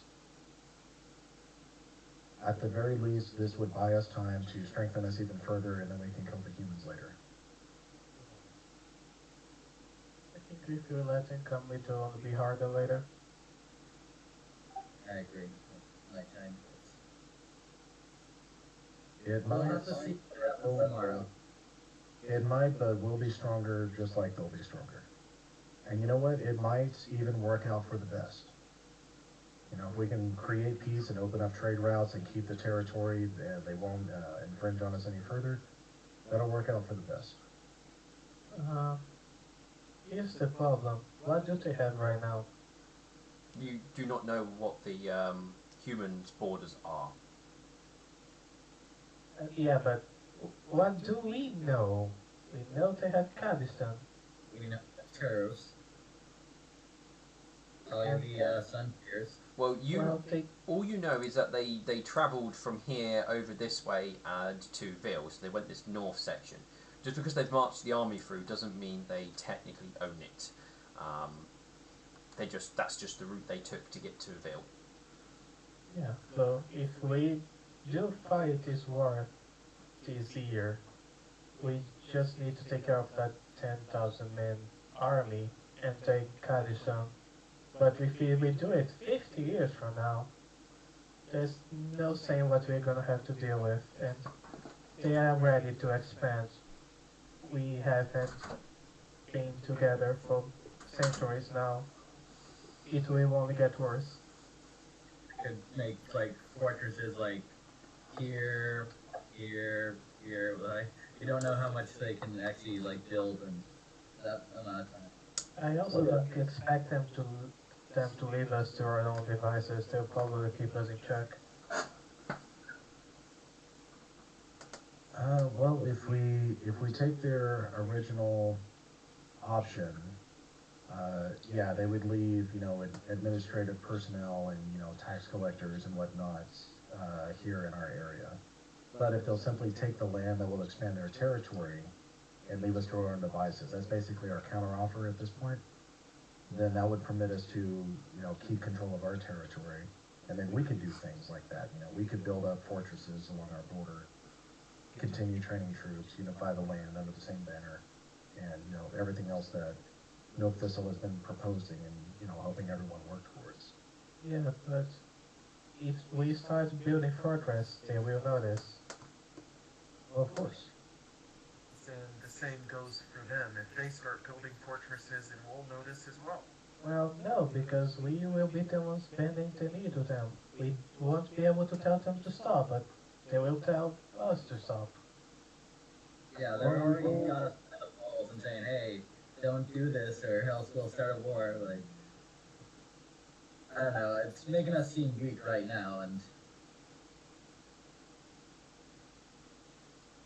Well, look, I mean, we're kind of sort of seeming weak because we don't have very strong defenses, but that's part of the ruse that we're putting up right now.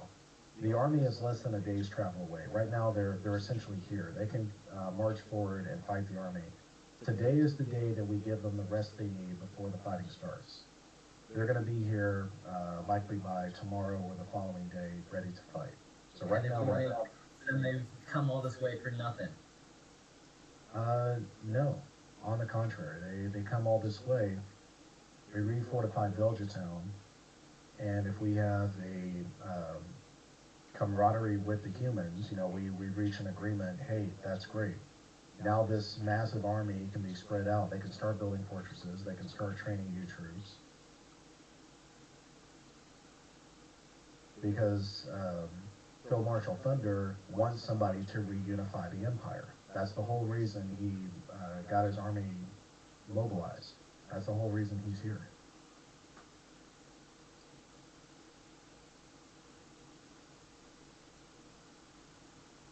I don't think you're as worried about losing this battle as much as just taking the chance to make the empire you want.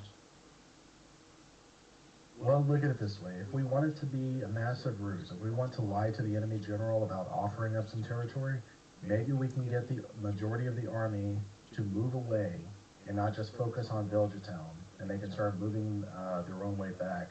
And then our army can cut them off and fight them at another location far away from Belgetown. Do you remember? Sorry, but do you remember how we told them that we had a situation in Kadison, and they said that we use spells to message them. So if we do attack half the army here, they can very well message the other half. The other half is likely on its way. Like whatever portion of the human army was left in Kazakhstan was a small portion. It was Like, 20,000. well, it was more of a formality. Like I think Turvs only had like a single sheriff, and Kazakhstan's armies fell very quickly because what was his name? Jonathan Greaves was caught with his pants down and surrendered very quickly. Wait, out of character. He, Greaves. Why is his last name Greaves? Why not? Because it's copyrighted. I just drawing. I remember someone else called Greaves, and I thought it was funny now. No, here's my problem with that. I mean, sure, we could technically head them off at the pass as they're moving away, but then once the forces in Turvs, if their message ends up showing up, then we'll be attacked on both sides. Although that'll give us time to move in and attack the one that's leaving. Well, look, what we're discussing right now, these are all fallback plans. I think for the time being, we should give the council an opportunity to speak to the general, negotiate something to, have a peaceful resolution. If we can find a peaceful resolution that works to our benefit, meaning even if we just bide ourselves time to reunify the empire and build up our forces, that is to our benefit. We need that time.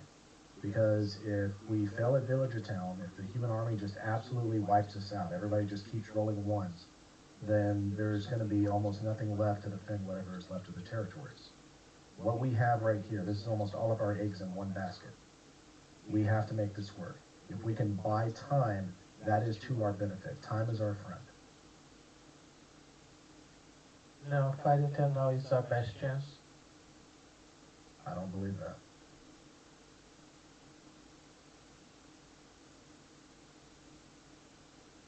Well, we'll have to see tomorrow, because we're just going around in circles now. Yes, it's ultimately not up to us. It's going to be up to Field Marshal Thunder and what the councilors decide. We don't these elements.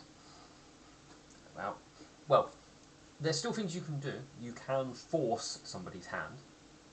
I mean, if you light a fireball and start things off, then that sort of forces things to go in a particular direction. But then that will probably get you hated by everybody.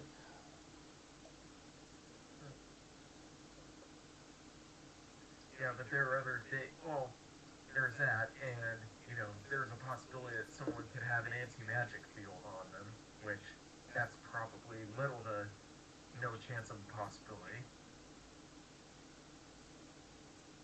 I think exercising patience right now is our best bet. We'll have an opportunity to see what the human general and what the counselors and the field marshal can decide upon. If it's war, we'll fight the war. If there's a peaceful solution, we should take it. But it's not peaceful. You're saying we're going to fight this war 50 years from now. If we need to. I'm not saying we're guaranteed to fight them. Only if we need to. The territories we're potentially offering up tomorrow are not territories we fully control.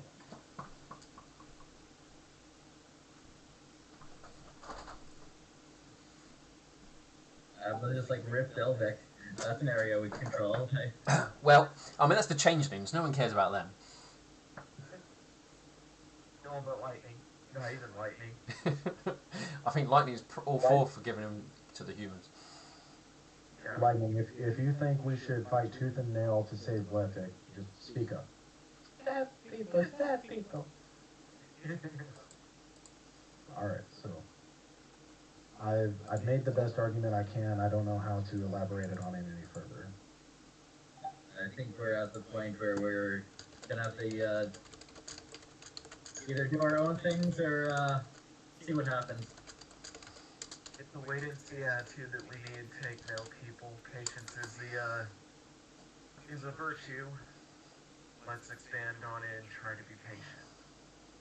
We do know that the human general is going to be arriving at the South Gate tomorrow at noon. And they're going to be meeting, he's going to be meeting with the field marshal and Striker. Sky Striker and Crystal Heart. That's what we know is going to happen tomorrow. And you, sorry. We go to bed. We're gonna be no use to anyone if we're staying up too late arguing about this.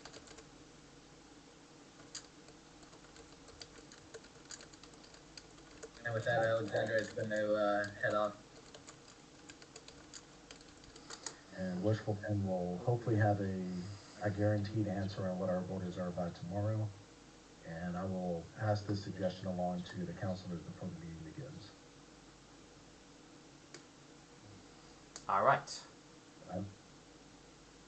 Bird is gonna head off to the ship so he can get some shut-eye. Yeah. I mean, the ship's already gone at this point, so you guys have to. It's a bit of a walk, but Yeah, that's fine. you know, You guys head back to the ship as everyone starts looking at going to bed, and Milk Thistle has his 2-hour nap. Yep. And he'll walk with Nightshine for a little bit. Nightshine, what is it that troubles you so much? Are you talking about how you're turning this around into making the Empire instead of fighting the fight as it is right now? Yes, you've been voicing a lot of opposition against this idea. Yeah, I don't like how you're going about that. I do know you have a wife that you care for deeply. I do know that she has troubles of her own. If we can avoid a war, you can likely return to her sooner and help her with her curse. It might feel like we're kicking the bucket down the road, but we need whatever time we can get for ourselves, for the people and for the nation that we're building.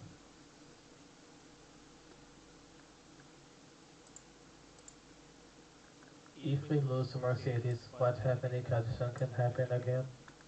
I don't want that. If it comes down to a fight, we will fight. And I will be there right by your side defending this city and killing every single human I see.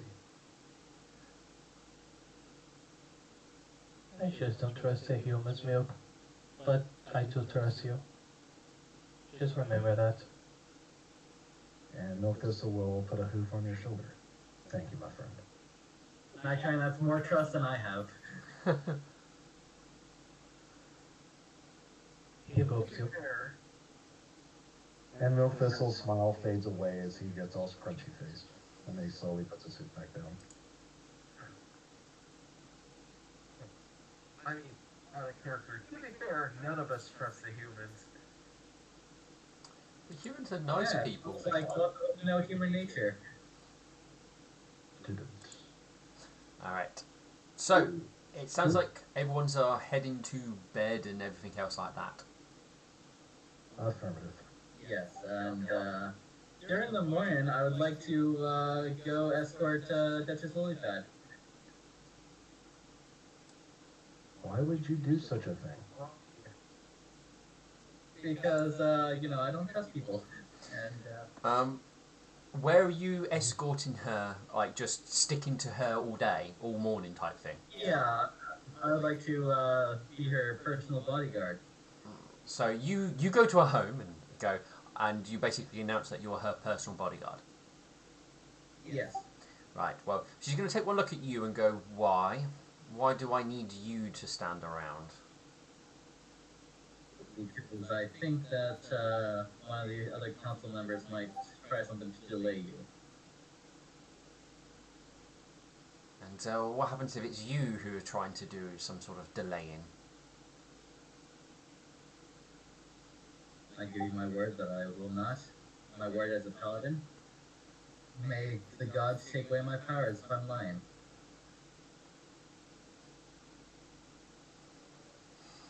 Hmm.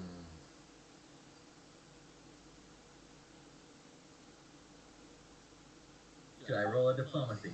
Well, no, she's she's debating something at the moment, and I'm just wondering how far she would push this.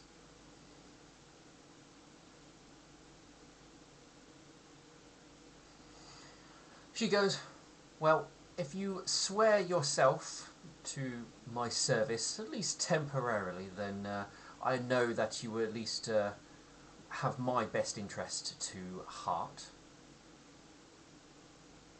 That will what it will take. Then I will swear myself to your services, at least for today. That is fine. I will accept your allegiance for today.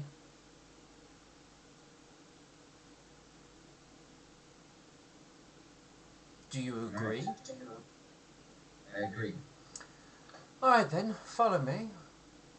Oh, so, what is it that I need to be concerned about? Who is potentially moving against me?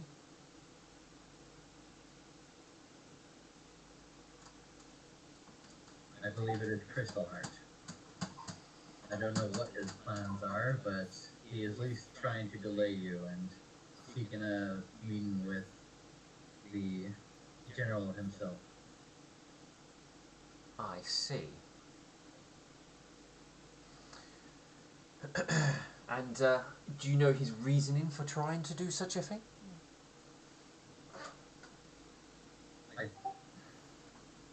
Oh man. I know. I'm sorry, Milk. Are you? Well, you announced you're a paladin, and then she was like, well, swear yourself to me. And you did, and it's like, well, now tell me all your information, bitch. Yep. I think one of my companions has got it into his head that this is for the best. Where's Milk sleeping, by the way? Well, who's Milk? No, I mean, where's Milk sleeping? At the temple. Ah, far away from my child. Good. He's safe. It would probably be the evil goat. I see. My Troublesome. fear is that he would attempt to take your life.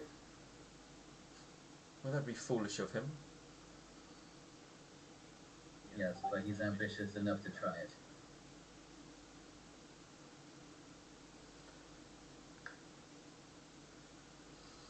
And how would you feel about taking his life should things become hostile? Well, like I said, he is evil, and I'm a paladin. If push came to shove, I would not hesitate. As much as I would hate to have to do it. Yes, it is unpleasant when things should happen, but it is sometimes a necessity to show your full strength rather than not reacting to such things. Well, I am pleased about your information, and I will be sure to keep an eye on that one a lot more closer. You have gained yourself a friend. She looks at you as she's almost like trying to recall your name. Now, this is what I'm trying to remember. Have you ever in character told her your name? I think so. At least when we did our private sessions, and I learned about everyone. That's true. I think you only gave your first name, if I remember. Don't think you gave your. Is that right, Beacon? Yeah. Well, you've gained yourself a friend today, Paladin Alexandrite, and you do have and should you feel that you require any assistance, do not hesitate to have a word. Should this information prove fruitful, of course. If it comes to nothing, then we'll just put it down to paranoia. Better to be safe than sorry. Understood. Anyway, for now, she hands you the umbrella. You may hold this, as it is got torrential rain today, apparently. So yeah, I guess Alexander will be the umbrella bitch. Yes. All right. I know what Alexandrite's doing until the meeting. What is everybody else up to?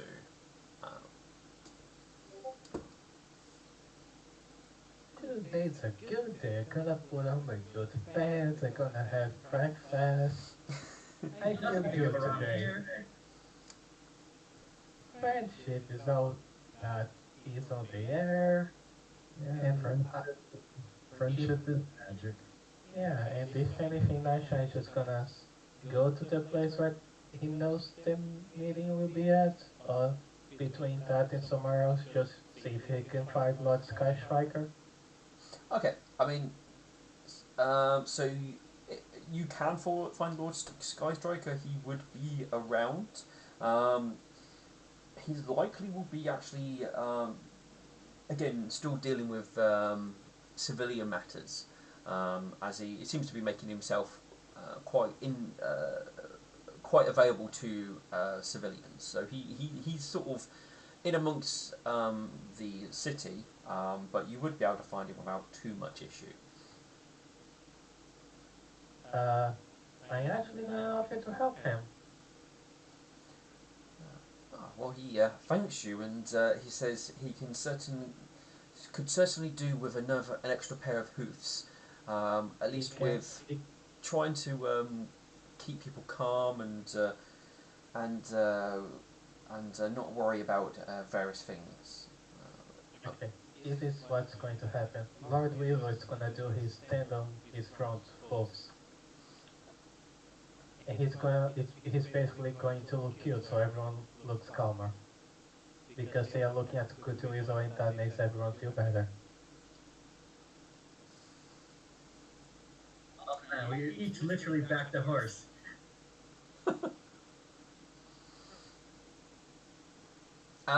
Sadly, I don't think Mr. Weasel's going to be quite as effective as you're hoping here, especially when you're dealing with an angry populace. I mean, some people will go, look at the cute weasel. A good portion of the time he will have to jump out of the way before he basically might get stepped on by angry crowds coming to talk to Lord Skystriker. How rude. I know. I mean, but basically you're mostly people who are annoyed about accommodation, food rationing, the fact that their husband, son, brother has been drafted into fighting, the fact that they might be having to deal with the fact that they're having to destroy some buildings to apparently block various sections of the city, those sort of things. And that's basically what is going on at the moment. So you're kind of just dealing with that side of things. So I've got two of you down. What about the other two of you? Nope. Sorry, go on. Milk Thistle is going to be waiting outside the Luminance's library, waiting for Wishful Pin to come back with news, and he's going to carry that to Lord Crystalheart. Okay, so you're waiting on Wishful Pin. Yes. And Bird. Bird is gonna be,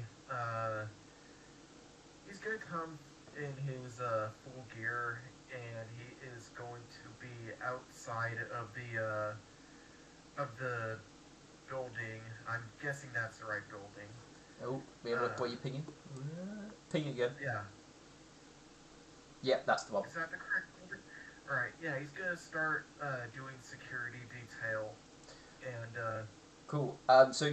You try and do that, but you're pretty much stopped, as there seems to be already a security detail here, and you're told that if you wish to participate, that you will need authorization from field marshal, from the field marshal or one of the council members to participate in the security here.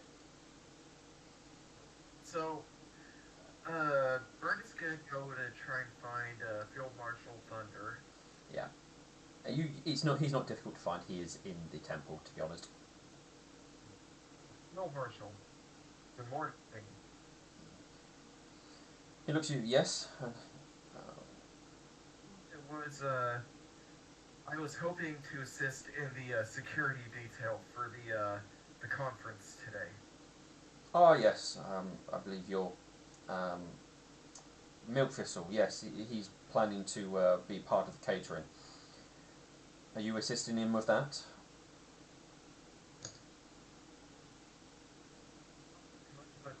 But I can assist in the kitchen, yes. Well, no, I wasn't saying can you. I was asking, are you? Sure. Yeah, I'll assist him. I see. And is he aware that you're going to assist him? Right. As he is in charge of that, you will have to have his authorization for him to join you. So, at the moment, request denied.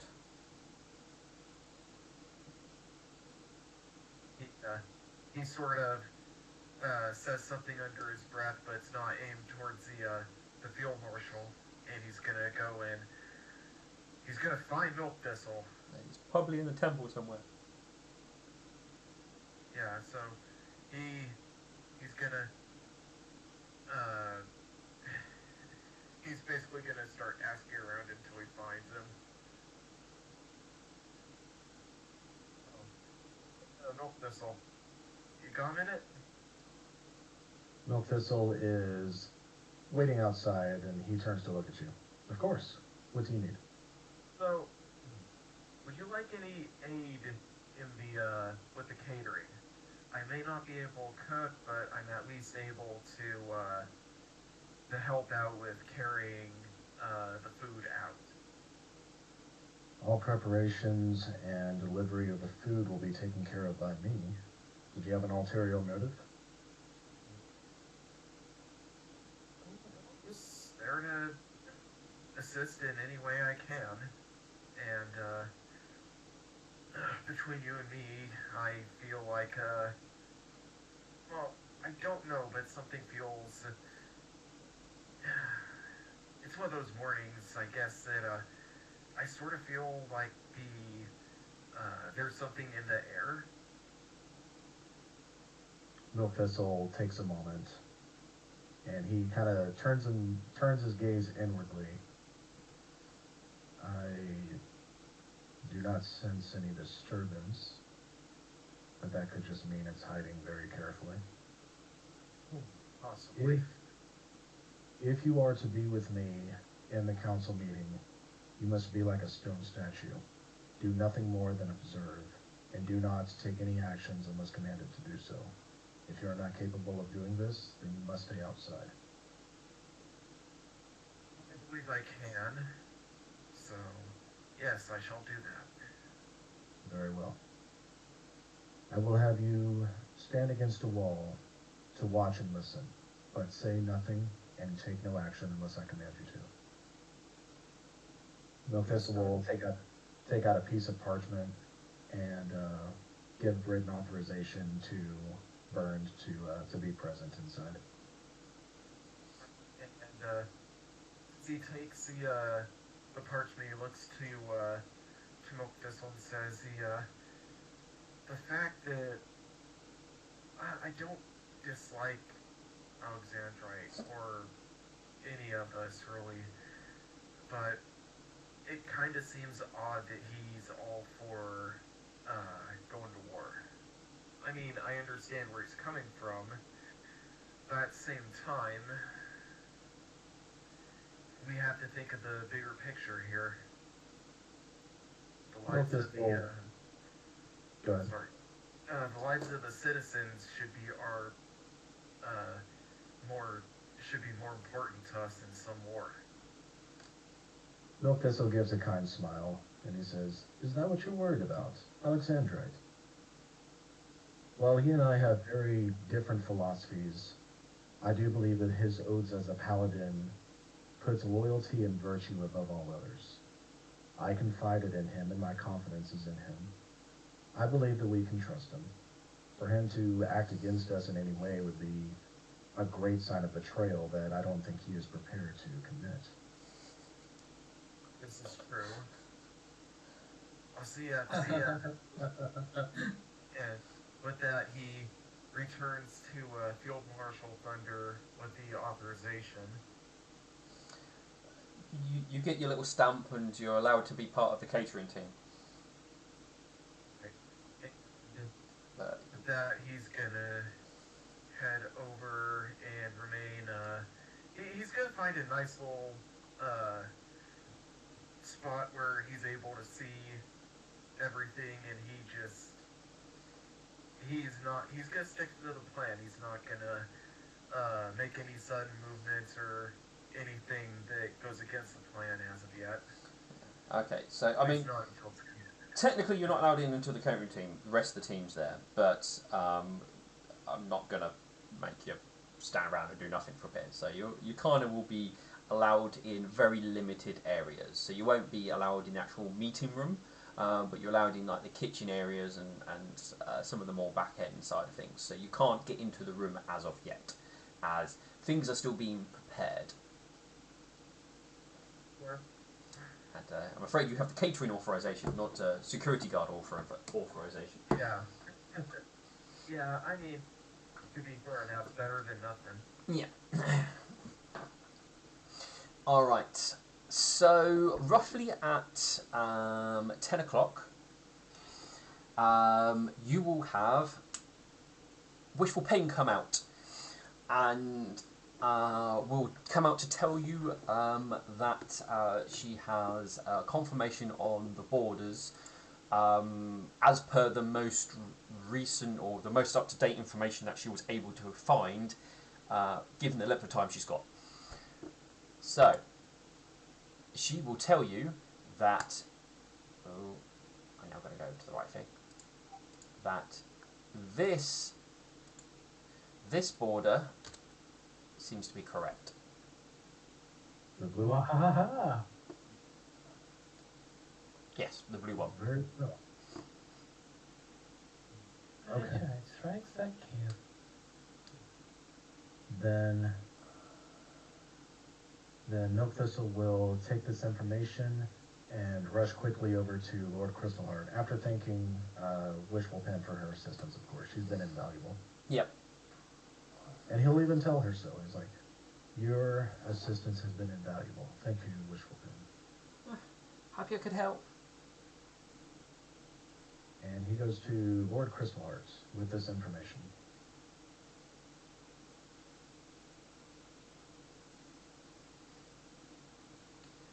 So you deliver that these are our current borders for Ponylands, basically. Yes. He looks at it and goes, "Oh, this is good." I was. This will be very useful. Can I keep this map for the time being? Yes, and my lord, just as a suggestion, considering the territories that ponies do live in, and as well as the Fae, I believe, and then he traces the yellow line around the area where the gate is, so not the back one, but the modified one, Mm-hmm. and he traces it down until it meets with the original border here, or I guess technically here. Yeah. And he's like, "I discussed it with my compatriots last night. This is our suggestion for the territory that could be given up. As for the Persian territory further south, we do not have the authority to give that over to anyone. Oh. But If we do this open area here with the cities they've already taken, that would allow us to consolidate our efforts into the cities and the territories that we control right now. I don't know about your initial line. There's no land landmarks. Using landmarks as borders is the better way of doing things, as working out a clear split down that woodland would be difficult. It will probably have to be drawn one side or the other of the woodland, but we'll see what will happen. Yes, sir. And he'll roll up the map and give it over to Lord Christopher. I will be meeting the general and delivering your message to him within the hour. I have had no word of any issues so far, but it is still too soon for it to take place. I should know in a little over an hour if things have been put into play. I'll be at the northeastern gate if you need to send word to me until the general arrives, and then I'll be working with them to the south gate. He gives a nod. I will send word if anything changes. Milkfist will give a bell, and then he will trot over to the south gate. All right. Not the south gate, but the northeastern gate. Yes, I know what you mean. What is with my compass rose directions today? I am looking at the exact direction that I want to go, and I'm like, hey, call it the opposite direction. It's an off day. Good. Opposite day today.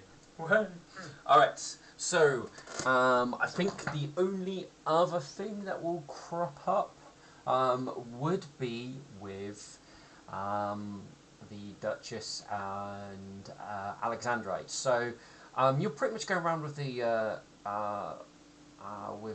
Duchess, and basically you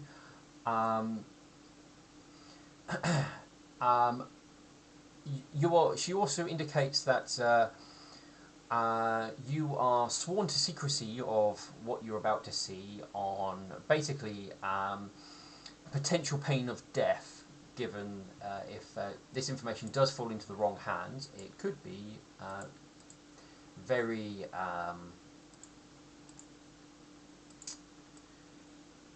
it could be very bad for the city. But basically, I'm saying basically a lot. You are going round to various food stores, and they're basically, oh fuck, I said it again. You are reviewing, or she is reviewing, basically, oh, fuck's sake. You are reviewing, or she's reviewing, food levels, security there, and making sure that that food that should be taken is being taken out and nothing extra is being removed or anything like that.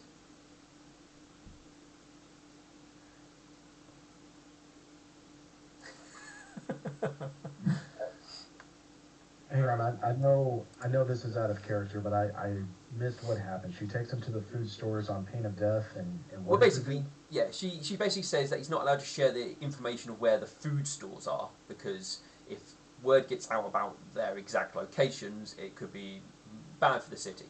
So it becomes clear that it's hand-selected guards that she's picked who seem to be loyal to her, who are basically acting as guards around these places. And you're just reviewing some of the food storage, as well as she ensures that stock is removed and placed where it needs to go. So you visit the two red ones over here that are being currently kept as some food stores. Okay. You're certain it's definitely not big enough to feed the entire city, but it'll be enough. Each one should be able to do it for about 5 days each, you reckon, at probably normal levels. it's clear that the city's gone into a bit more of a rationing, so it'll probably last a bit longer.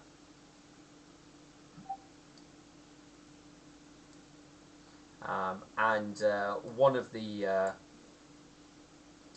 storage ones is already a bit empty.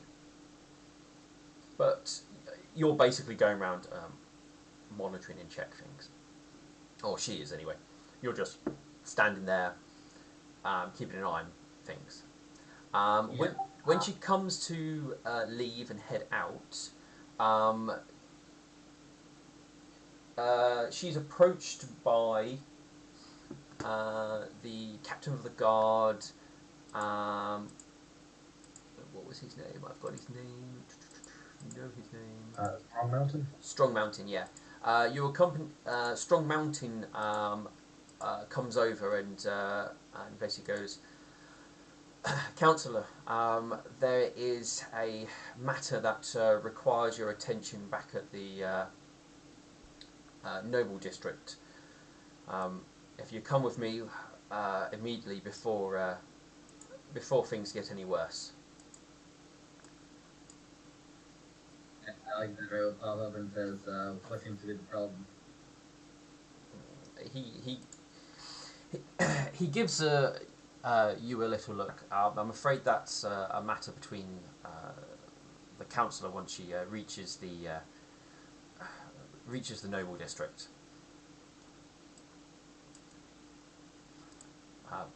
Councillor, your presence is needed immediately. You can roll sense motive. Alright, well, that's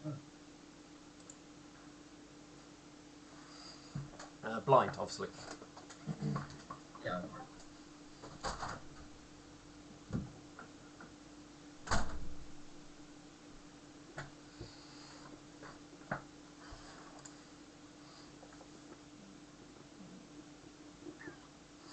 Yeah, you can definitely tell that there's.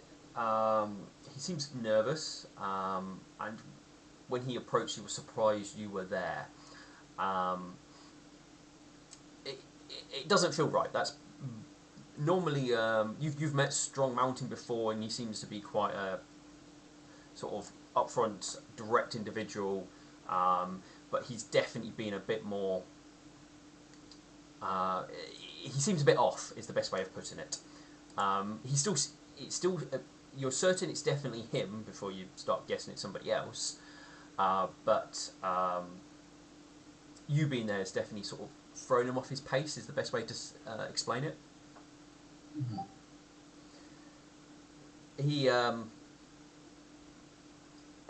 He goes. I'm sorry, Councillor. I know you've got an important meeting, but it shouldn't take long. I'm afraid I wasn't given full details other than to summon you immediately. She gives a look to you and simply goes, one moment, bodyguard, do we have time for side errands, or is there anything else that should we not worry about this? She says, I looking at you. don't think we should worry about this. I thank you, Captain, for your concern on this matter, but I leave it in your capable hands, or should you require any more assistance, then Crystal Heart can speak to me at the meeting. He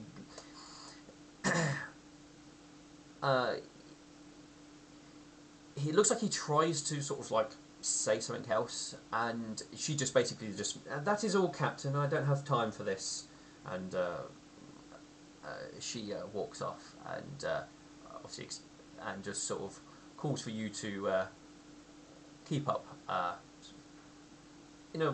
will, alright. yeah.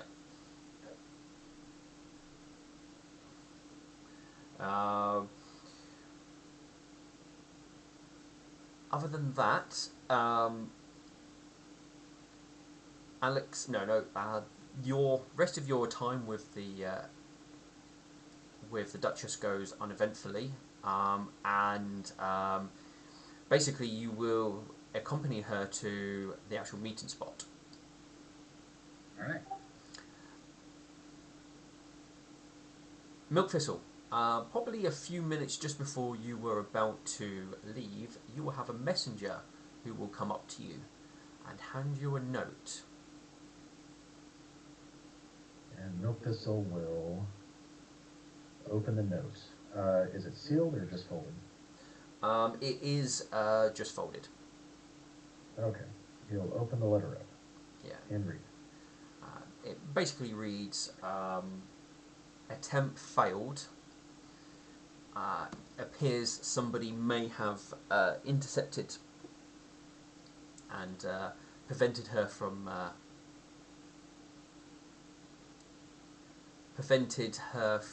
falling for the plan.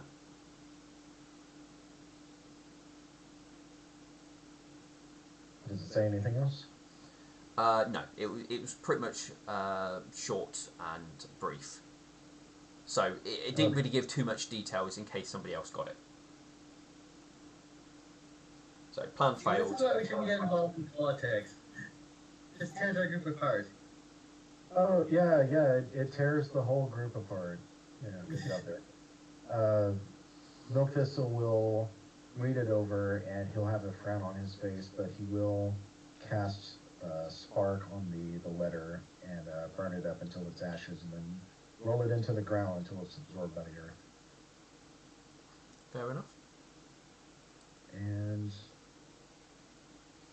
he will, one more thing. He pulls out a silver piece and puts it into the hoof or paw of whomever brought him the letter. Looks like one of the more younger city guards, basically. Okay. So you don't have to pay him, Little, but you can if you want. he goes ahead and does it. And now Milk Thistle is perturbed. He needs to keep a calm, almost happy demeanor when he meets the general, but he is very concerned. They searched the entire area. Brent and I searched everywhere. The door was sealed. No one was in there with us. And then his eyes open wide as he realizes Night shine. No, it's not. So I'm joking. No. one of us in the group. But he realizes what time it is. He shakes his head clear, and then he takes his calm demeanor once again as he asks the gates to be opened. The person there goes, there's no orders for the gates to be opened. I am ordering the gates to be opened.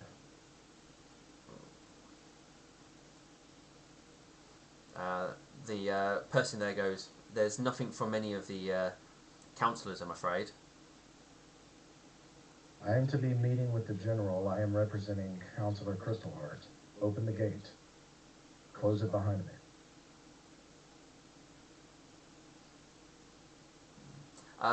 You then do have, because it's one of the actual original, one of the new military people there who is basically stopping you. But one of the local guards or city guards does come through and will go, no, he does have authorization, let him out. And there's a share of luck between them, but they will, you'll be allowed to leave through the sort of smaller door which is inside the actual bigger door. They've got to go through numerous locks to actually get you out, but they do that instead of opening the larger door. And Milk Thistle will keep his composure as he looks straight ahead and walks right out.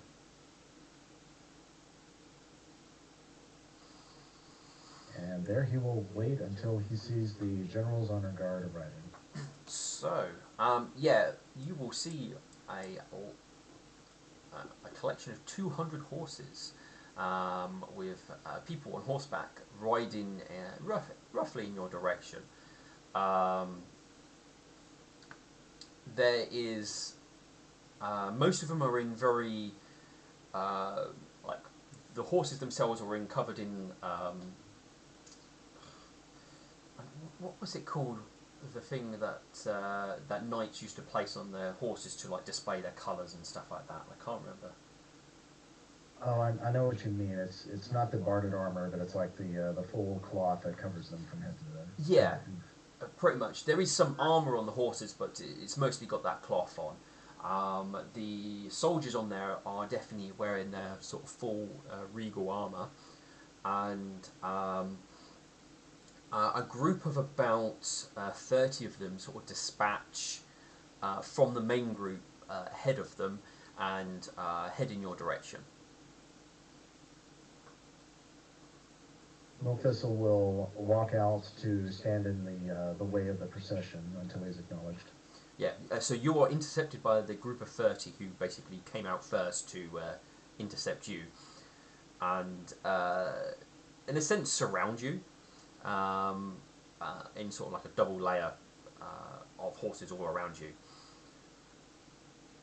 And Milthistle will keep his composure. He just stands there straight, waiting for the general to arrive. One of the soldiers, stand and identify. Milthistle of the Nightmare Temple. And your business. Representative of Counselor Crystalheart. And your business. To speak with and escort General Richard Edward the Lionheart to the southern gates.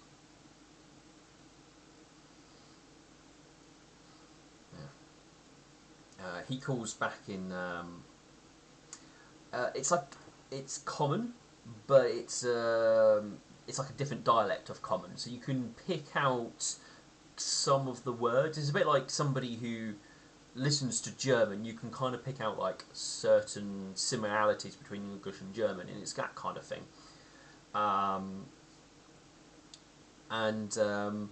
One of the individuals seems to do sort of odd hand signals back to the main group that are approaching.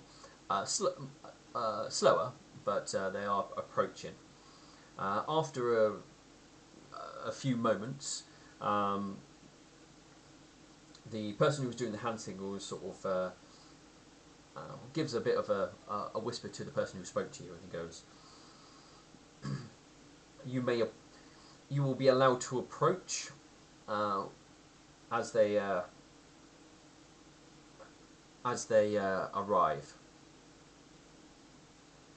and basically you will be. Oh, sorry. Go ahead. I was going to say, at that point, you're no longer being held at like lance point. They will sort of pull up their weapons and unsurround you.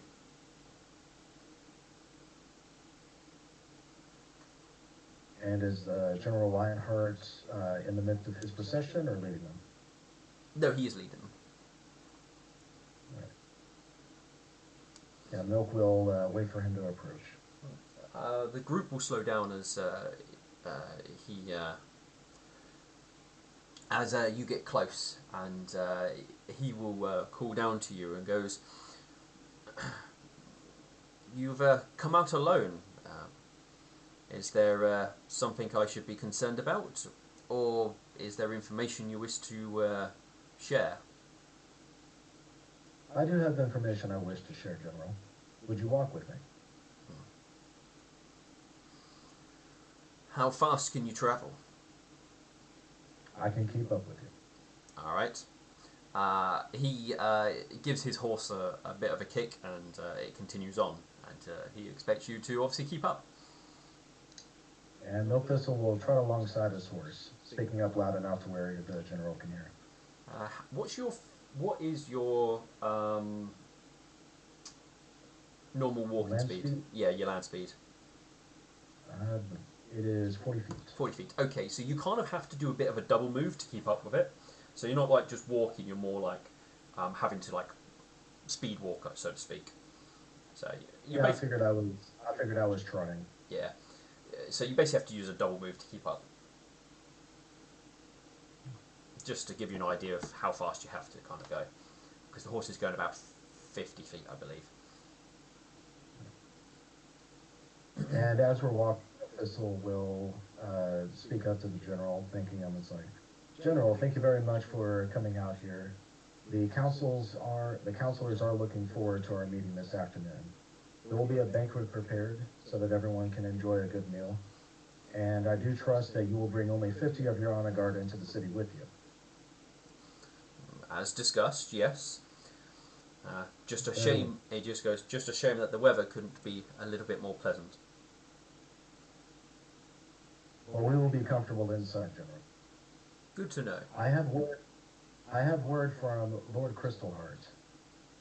He does seek a peaceful resolution, and he has a counter proposition that will likely benefit your king as well as us. One that will not result in our ultimate subservience to your king, but one that will still benefit you. I'll leave it to him to offer. Just a moment, let me read over this. We are willing to see your expansion so long as we can keep our freedoms, essentially. And reading through this. Okay, so he says that one that will lead to your king's expansion, but still maintain our freedoms. And then he'll look up to the general to gauge his response. Expansions in what way? Of land and trade. I see. And did your Lord Crystal Heart say give indications of where, what land or where? Yes, he will have a map ready to present to you when the meeting begins. I see. Does does this lord speak for all? Forgive me, General, but it's difficult to hear you while trotting this way. I'm certain once we get our hooves and our feet on the ground, I'll be able to hear your question clearly. And I'm trying to message to him that it's something that I will need to speak closely to him. He gives a nod, and you won't. Not much more conversation will be held at this point between you and him as you ride round, and as basically you come round the towards sort of this section here to enter. You will see a hawk come flying down and will land on one of the soldiers there. You will notice them remove a bit of parchment from it and will send it off. They will ride next to the general and will hand him the parchment, which he will read and then pass back. But other than that, it's just general riding. Good to go. I'm going to roll sense motive to try to determine if the general or the one who handed the message over caught wind of our army self. Like if it's just an expression of matter-of-factly, then I would assume that there is no new information given by the scouts. You try and get a glimpse of what might have gone on. It was difficult for you to really pick out anything. You're unsure if there was any. You don't think you saw any signs of concern or worry or anything like that. But they're difficult to pick up on their human emotions from being on the ground and them also wearing their armor and stuff. So it's more of you're unsure than anything useful. Okay. So you don't know if there definitely wasn't anything to be concerned about, or if there was something to concern about. It's kind of that horrible middle ground. And Milthistle will have some cautious optimism. At Alright. which point there will be a group of 50 that will break off away from the larger group, who will obviously accompany you and the entourage into the city. And while we're here on this side of the gate, Milk Thistle will request the general disembark so that he can speak to him. Also, are the rogue figures riding with the general? Yes, they are there.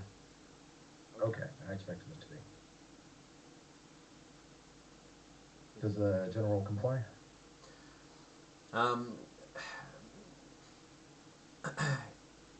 He will.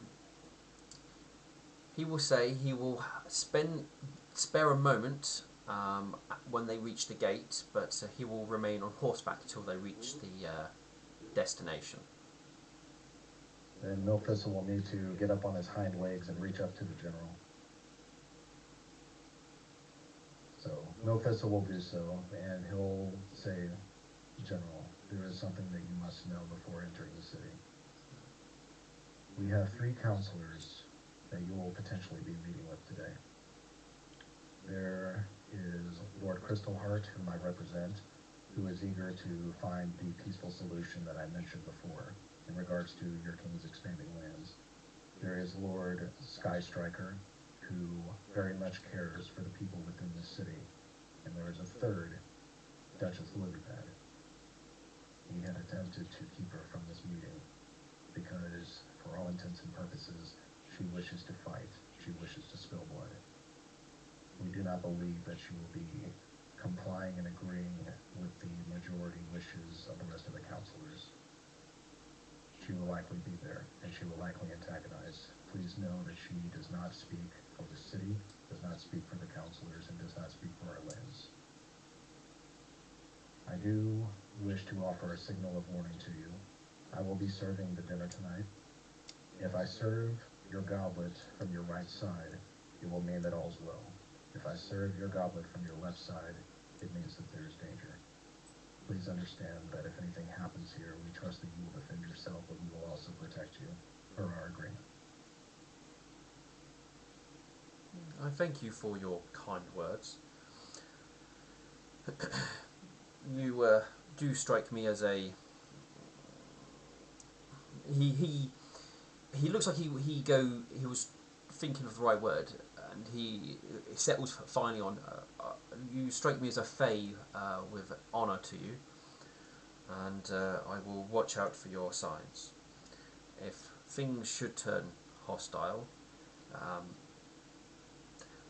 we will not know friend from foe, so anyone who is approaching us will be seen as hostile, should things go that way,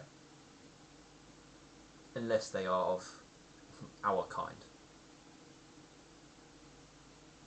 Milk Thistle scowls a little bit, but he nods in understanding, and then he lowers himself back to the ground. At which point the gates would have opened, and they ride into the city. And Milk Thistle will walk alongside the general. Who is here to greet us? Is there any kind of procession or any of the guards set about by Field Marshal? So yes, there's none. There's none really to begin with down here, other than more like a small skeleton force there, just to around the initial start to indicate where to go and stuff. So here, but as you get closer up to the actual location, there is a more of a show of force, so to speak. It seems that all of the field marshal's forces are there, as well as all of the city guards that were not stationed further down are also located here. They've also set up an area which is covered, which is where you will see the council members stood. You will see Lord Skystriker there with Nightshine. You will see Crystal Heart. You will also see the Duchess with Alexandrite stood next to her. I'm gonna assume we also see him with the general back. Yeah, you see Mick Crystal walk up with the general. Head tilt. Milthistle will give a nod to Nightshine. When he sees Duchess Lilypad standing next to Alexandrite, Milthistle will walk eyes with him. Alexander will lock eyes with Milk. Oh, hi Alex. Oh, what she's doing here? I am the bodyguard of Miss Lilypad. Really? A rather timely position to attain. No doubt your presence at this meeting will be beneficial. Yes, don't want anyone to try anything. Certainly not. Counselors, I would like to present to you Sir Edward Richards the Lionheart, General of the Army. He will step forward and give pleasantries. It looks like he was going to go into for a handshake, but then decided against it, and simply goes with a sort of a simple kind of sort of bow, but not too much. And he does turn and say, "I will be accompanied today with 2 aides and representatives of the king. I will be doing most of the negotiation here, but he will turn and actually introduce the 2 people who you have stood in the background." Alexander is going to quickly detect evil on either of them, or both of them. You detect no evil. Okay, good.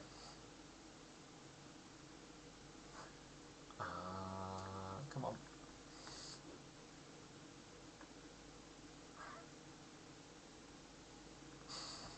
Oh, sorry. I got hiccups.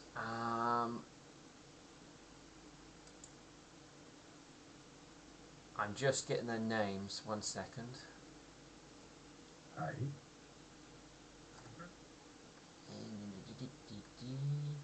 Because I forgot that he would introduce them to these guys.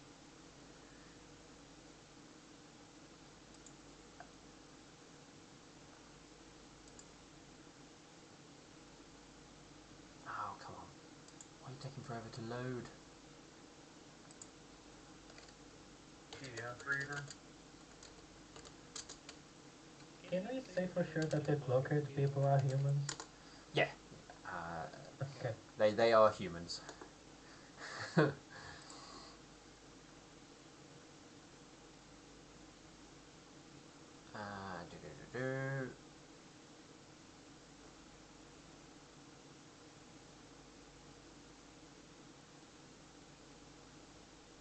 Do-do-do-do.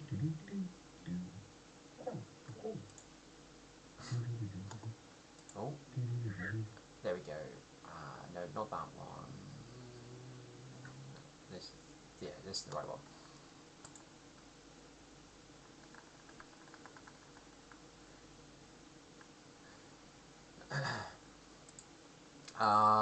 So he will introduce the first one as Archmage. His title is Archmage, and he will then.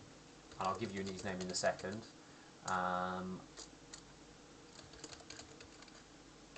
Archmage Dingle McFonkelbets. That's my name. Fireball. Archmage McFireblasty. Okay. And the other one will have the title of.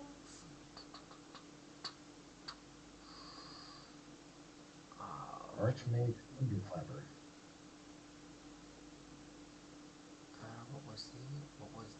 title. Chancellor. Is it Chancellor? No. No, that's.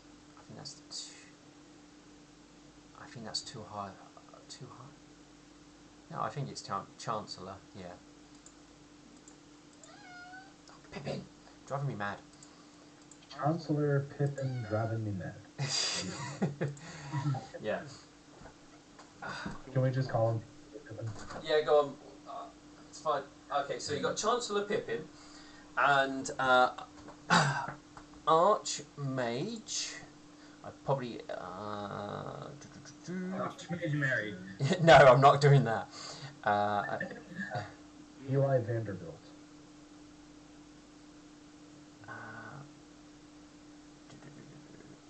Archmage Aleister Crowley. No, I mean I've got an actual thing for him, so I've just got to find where I've put it. Archmage Alice Cooper. Oh, is this him? Be kind of funny. I think it's Otar. Otar. Yeah. Archmage Otar. Oh, Chancellor Altar. Oh, what is it? I'm going to spell it out because I'm terrible at pronouncing names. Altar. Altar.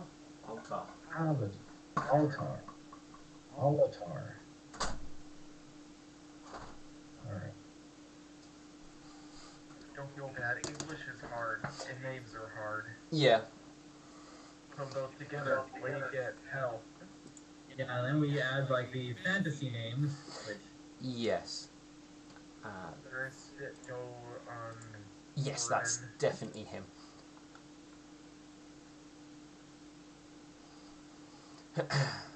And they will be accompanying me today. Peasant.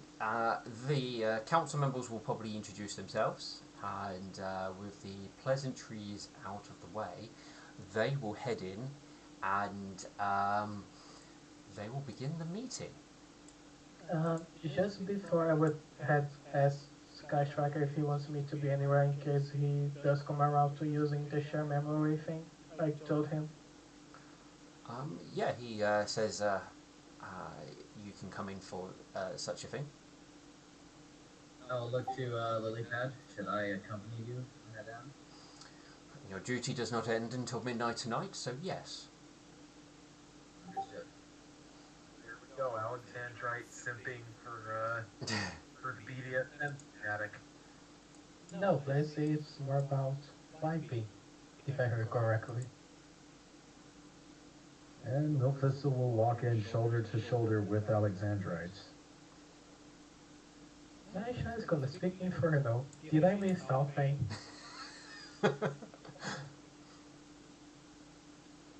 I will discuss it with you later. I'll respond back in Infernal. Okay. Burn, do you speak Infernal? Oh, I do not. Let's see, what do I speak?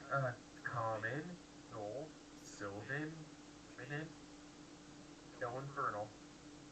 Okay. That's more languages than I speak. Milthistle will gesture to you to have you follow us inside the meeting area, and then he will point to a corner. I believe. I believe Burn is actually in the kitchen area where the where you plan to basically put the banquet and some servers. And they're all standing there very awkwardly going, "Where's all the food?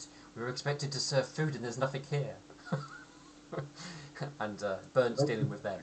Going to prepare the food directly onto the table. He just wanted to verify if the meeting was first or if the food was first.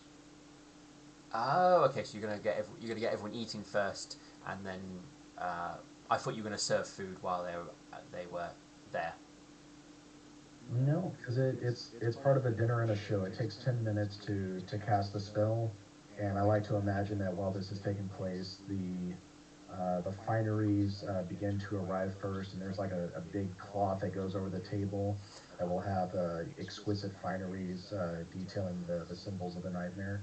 So probably a dark blue, possibly a purple with gold fringes Okay. with symbols of the nightmare.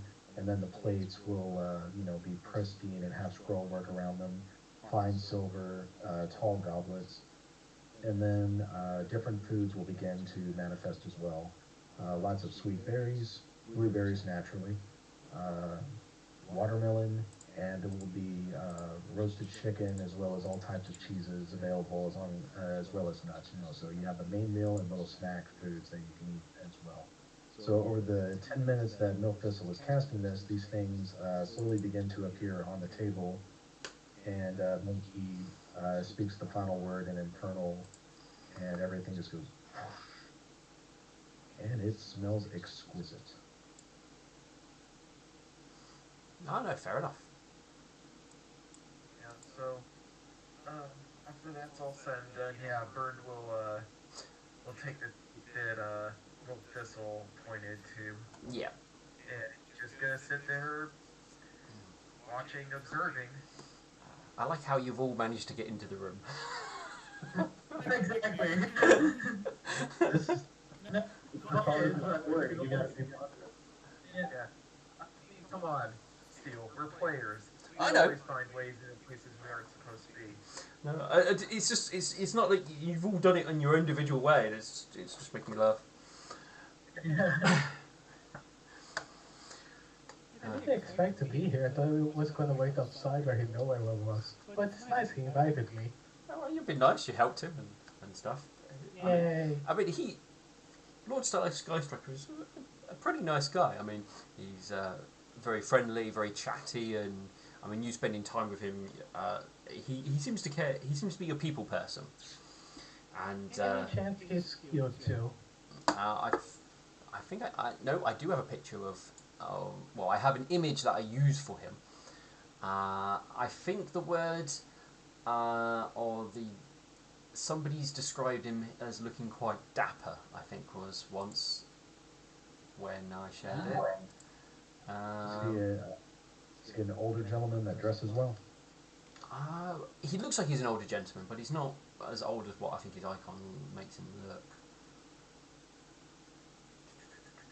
Where, if I put it, it is in the Ponyfinder. So he gets all the match proposals.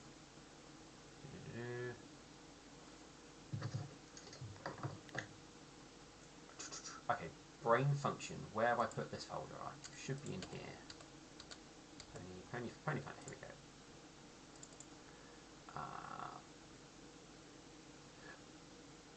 Where is it gone? Characters. He should be under NPCs. Oh no, actually he was one of these. Here he is.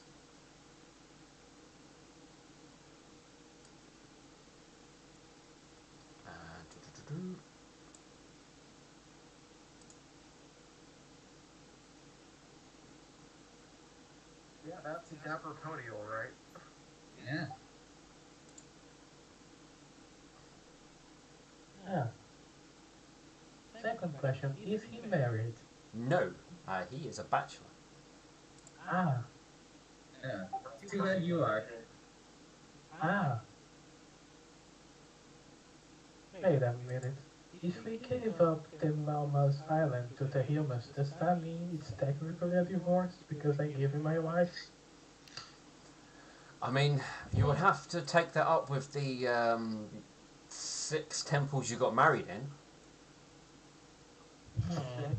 Temples. Yeah? Yeah. Guess which is the only one which didn't marry us. I think 2 actually. Oh no, I thought 2 didn't marry you.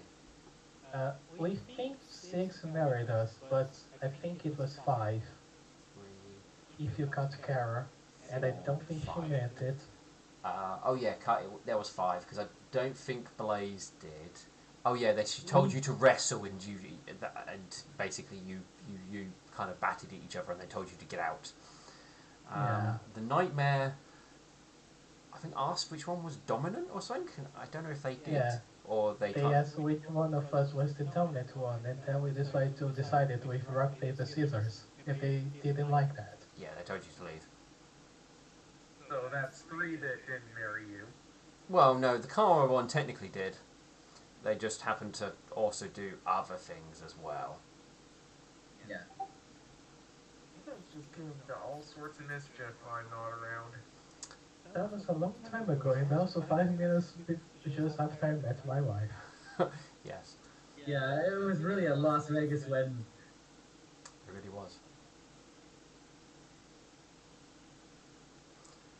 I think it was only the first temple what put up the most resistance to marrying you, but once you got married once, the other ones were like, yeah, sure, why not? We did have to hire a witness because Alex didn't want to be it. Yeah, you did. Yeah, because you've known each other for 5 minutes. Was enough? All right. So,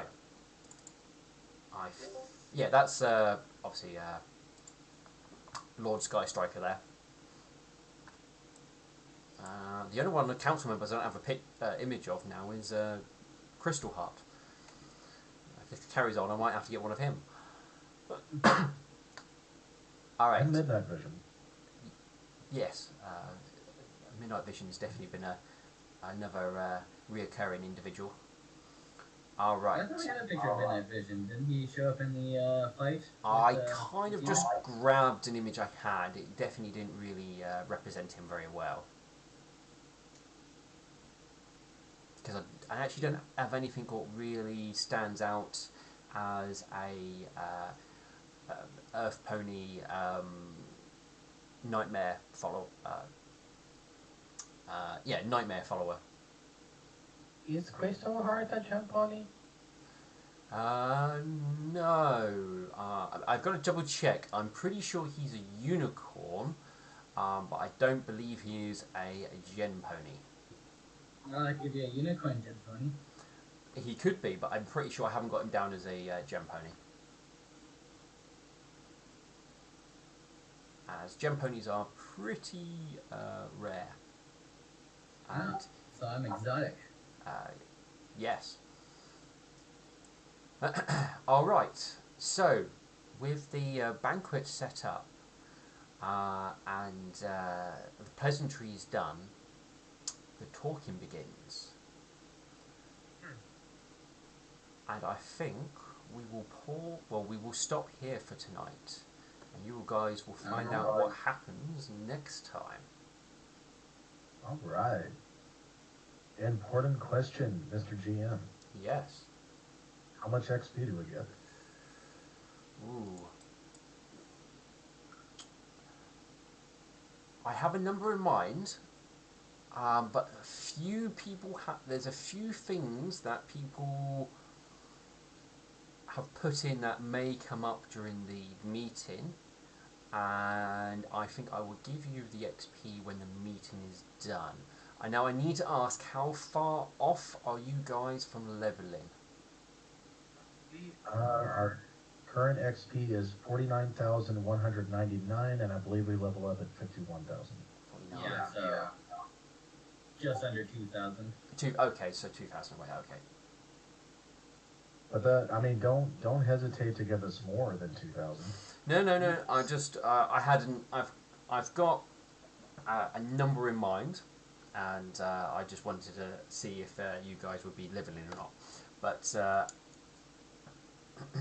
we currently need 1,801 XP to level up to 8. So I need to give you 1,799. Is that what you're saying? No. just. All right. So we're gonna wait until the meeting is over before we divvy out some XP. Yes. Next session, gentlemen. Sorry, you go ahead. I was gonna say next session, gentlemen. Next time. If I cast Fireball, would it hit everyone in the room? Yes. Perfect. Probably Hey, you too. Yeah. That's like someone saying, what's that spell? If I throw a Molotov cocktail, will everyone in the car get burnt? Or if I put a car bomb underneath the car and I turn it on with other people inside, does everyone explode? No, just the car. Just everyone gets injured by the explosion. either way, that's pretty much not so much a domino effect as it is something else. Well, it's a side effect of being near an explosion. Night-Chan was really a worshiper of Apep. This is the long con. I can see that, yes. What do you mean you can see that? Is there much peaceful for you all? Alright, so hope you guys had fun. But yeah, some interesting developments, and then some other interesting developments. So Yeah. it's I saw things going one way, and then they started going another way fairly quick. Yes, Yeah, very, very interesting choices you're making over there, Alexandre. I can't wait for PvP. I'm sure it won't come to that. Yeah, Nope, this is a very reasonable individual. I mean, this is how we get a party split and the prisoner conundrum. You know, funny question. Let's take the party splits. What happened then, Steel? Alright, well, before I discuss that, we're going to stop the stream here and wish everybody goodbye, and thank you for joining us. Goodbye. Yeah, everyone. I'll be the fan. Are we done recording?